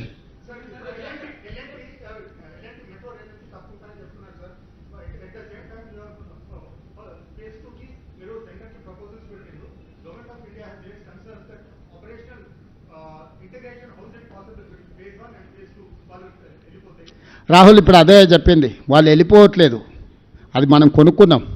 వాళ్ళు విస్తరణకు ఒప్పుకోవడం లేదు. కేంద్ర ప్రభుత్వం ఏం పెట్టిందంటే విస్తరణకు L&T ఒప్పుకుంటేనే మేము విస్తరించడానికి అనుమతిస్తామని కండిషన్ పెట్టిండ్రు. లేదంటే వీళ్ళిద్దరూ ఒక ఒప్పందానికి వచ్చి ఇప్పుడు ఉన్నది మేము నడుపుతాం, మిగతా కట్టేది మేమిద్దరం కలిసి సమన్వయం చేసుకొని నడుపుకుంటామని ఒప్పంద పత్రం తీసుకురామన్నారు. వాళ్ళు ఒప్పందం ఇవ్వడానికి సిద్ధంగా లేరు, ఫర్దర్గా పొడిగించడానికి సిద్ధంగా లేరు. మా ముందల మిగిలిన ఆప్షన్ దీన్ని పొడిగించుకోవాలంటే దాన్ని కొనుగోలు చేయడమే. ఇది కూడా మేము అడగలే, ఎల్ఎన్టీ ఆప్షన్ ఇచ్చింది. మేము మీతో కలిసి పనిచేయం, మేము విస్తరించడానికి సహకరించడం. మరి ఏం చేయాలంటే మీరు కొనుక్కుంటా అంటే మీరు కొనుక్కోండి అని. వాళ్ళు మేము కూర్చొని ఒక చర్చలకు వచ్చి ఒక ఒప్పందానికి వచ్చి 15,000 కోట్ల రూపాయలకి ఇప్పుడు ఎగ్జిస్టింగ్ ఉన్న మెట్రోను కొనుక్కోవాలనుకున్నాం. మార్చి 31 లోపల ఈ కొనుగోలు ఒప్పందాలు పూర్తయితే దానికి యజమాని మేము అవుతాం. యజమాని మేము అయిన తర్వాత కేంద్ర ప్రభుత్వం పెట్టిన కండిషన్లకు ఆల్రెడీ లెటర్ రాసినాం. మేము ఆల్రెడీ కొనుగోలు ఒప్పందం అయిపోయింది, మీరు మిగతా అనుమతులు ఇవ్వండి అని. మిగతా అనుమతులను కూడా ఇవ్వకుండా ఇన్ని రోజులు ఏ కండిషన్ అయితే పెట్టారో వాళ్ళు ఊహించలేదు. ఎందుకంటే వాళ్ళు పిఎస్యూ పబ్లిక్ సెక్టర్ యూనిట్స్ అన్నీ అమ్ముకుంటూ పోతున్నాడు మోడీ గారు. సో కాంగ్రెస్ ప్రభుత్వం కొనుక్కుంటుందని ఊహించని పరిణామము, హఠాత్ పరిణామం అంటారు కదా, హఠాత్ పరిణామం అని. అట్లా మనం కొనుగోలు చేసేవరకల్లా వాళ్ళు గందరగోళంలో పడ్డారు కేటీఆర్, కిషన్ రెడ్డి. సో ఇప్పుడు కొనుగోలు చేసినాం, విస్తరించుకుంటాం. కేంద్రాన్ని ఎందుకు అడుగుతున్నామంటే కేంద్రం మనకు సావరిన్ గ్యారంటీ ఇస్తే 1%, 2%కే లోన్ వస్తుంది. 43,000 కోట్ల రూపాయలు ఈరోజు ఫేజ్ 2A, 2B కలిపి మనం ప్రతిపాదన ఇచ్చినాం. దీనికి రేట్ ఆఫ్ ఇంట్రెస్ట్ 40 ఏండ్ల పీరియడ్కు లోను 1%, 2% రేట్ ఆఫ్ ఇంట్రెస్ట్లోనే లోన్ దొరుకుతుంది. కేసీఆర్ 11.5% అప్పులు తెచ్చిండు. నేను రాష్ట్రం యొక్క ఖజానాను కాపాడాలని కేంద్ర ప్రభుత్వం వెనకాల పదే పడుతున్నాను. కేంద్ర ప్రభుత్వం కలిసి రాకపోయినా సొంత పైసలుంటే మనం మెట్రో కట్టుకోవచ్చు, అది చివరి ఆప్షన్. నేను బ్యాంకులకు వెళ్తే లోన్ వస్తుంది, 8-9% పడుతుంది రేట్ ఆఫ్ ఇంట్రెస్ట్. దాంతో ప్రయాణికుల మీద భారం పడుతుంది, రాష్ట్రం మీద భారం పడుతుంది. కాబట్టి ఆ భారాన్ని తగ్గించి ఇంటర్నేషనల్ బ్యాంక్స్ నుంచి, జైకా లాంటి సంస్థల నుంచి, వరల్డ్ బ్యాంక్ లాంటి సంస్థల నుంచి తెచ్చుకుంటే మెట్రో అర్బన్ ఇన్ఫ్రాస్ట్రక్చర్కి 2% ప్రయాణం రేట్ ఆఫ్ ఇంట్రెస్ట్లో లోన్ రావడానికి ఉంది. దాంతో భారం తక్కువ ఉంటుంది 40 సంవత్సరాలకు. ఇప్పుడు నేను ప్రత్యక్షంగా పోతే 10-15 ఏండ్ల లోను 10% రేట్ ఆఫ్ ఇంట్రెస్ట్లో లోన్ తెచ్చుకోవాల్సి వస్తుంది. నేను ప్రభుత్వం మీద ఆర్థిక భారం పడొద్దు, ప్రజలకు నష్టం కలగొద్దని ప్రయత్నం చేస్తున్నా. చివరిదాకా ప్రయత్నం చేస్తా. కలిసి రాకపోతే ఏం నిర్ణయాలను తీసుకుంటే ఇప్పుడు ఎల్ఎన్టీని కూడా అన్ని రకాల ప్రయత్నం చేసినాం. వాళ్ళు మేము అమ్మేసుకొని వెళ్తామన్నాం, ఇద్దరం కూర్చున్నాం, మాట్లాడుకున్నాం, ఒక రేట్ ఒప్పందానికి వచ్చినాం. ఇవాళ పర్ కిలోమీటర్ కట్టడానికి Rahul you go and verify 320 నుంచి 350 crores పర్ కిలోమీటర్ మెట్రో కట్టడానికి అవుతుంది ఖర్చు. ఇప్పుడు 72 కిలోమీటర్లు ఉంది ఇప్పుడు కట్టిన మెట్రో. జస్ట్ 350 crores లాగా పట్టుకుంటే కూడా 30,000 కోట్ల రూపాయల అసెట్ అది. కోర్ సిటీలో ల్యాండ్ ఎక్విజిషన్ కాస్ట్ ఎంత అయిందో నీకు తెలుసు.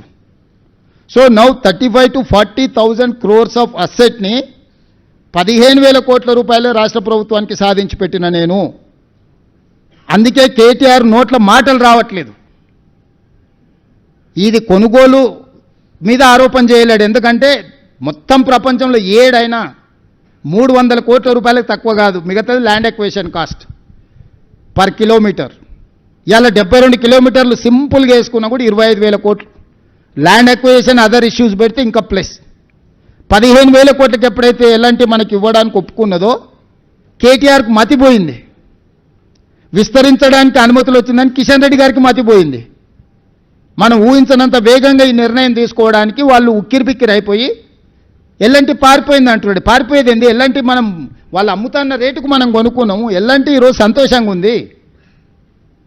ఎల్లంటి పారిపోయేది. నువ్వు బ్లాక్మెయిల్ చేసినావు ఎల్లంటిని. తెలంగాణ రాగానే 3 ఏళ్ళు పన్నులు నడవని అన్నందుకు 12,000 కోట్లకు కావాల్సింది 21,000 కోట్లకు పెరిగింది, 7-8,000 కోట్లు పెరిగింది.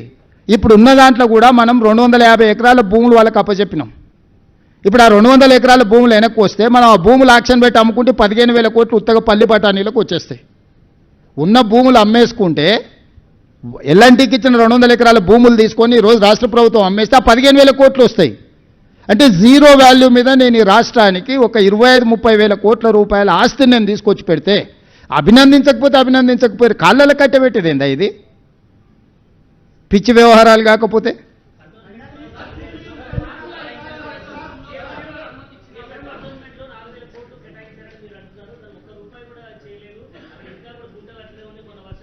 ఏడో పిచ్చోడు మా గణేష్ 3,600 కోట్లు కంటోన్మెంట్ ఉంది షామీర్పేట ఎలివేటెడ్ కారిడార్కు టెండర్లు అయిపోయినాయి. 1,500 కోట్ల రూపాయలు కంటోన్మెంట్ నుంచి మేడ్చల్ ఎలివేటెడ్ కారిడార్కు 1600 కోట్ల రూపాయలు అయిపోయినాయి. ఈ రెండు కలిస్తేనే 5000 కోట్లు అయినాయి. కంటోన్మెంట్ డిఫెన్స్ వాళ్ళ ల్యాండ్స్ తీసుకున్నందుకు 303 కోట్ల రూపాయలు మేము ఇచ్చింది. రాష్ట్ర ప్రభుత్వం ఇచ్చే నిధులు రాష్ట్రాన్ని ఖర్చు పెడతామని ఇచ్చేసారు. ఆడ నీళ్లకు డ్రైనేజీలకు నేను డబ్బులు ఇచ్చిన 5,500 కోట్ల రూపాయలు శ్రీ గణేష్ ఎమ్మెల్యేకి వచ్చి జీవోలతో సహా టెండర్లతో సహా మొత్తం ముందల పెట్టిండు.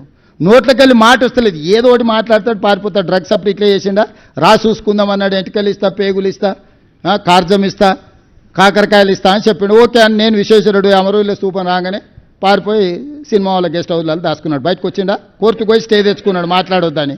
కేటీఆర్ని ఎందుకు సీరియస్గా తీసుకుంటురా? కేటీఆర్ అనేటోడు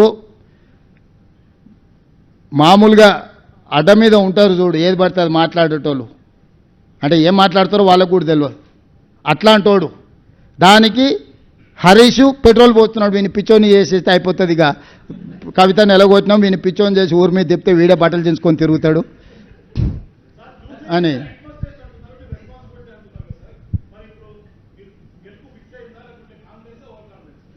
నేను ఏదైనా ప్రతిదాన్ని ప్రతిష్టాత్మకంగానే తీసుకుంటా అని మీకు చెప్పిన.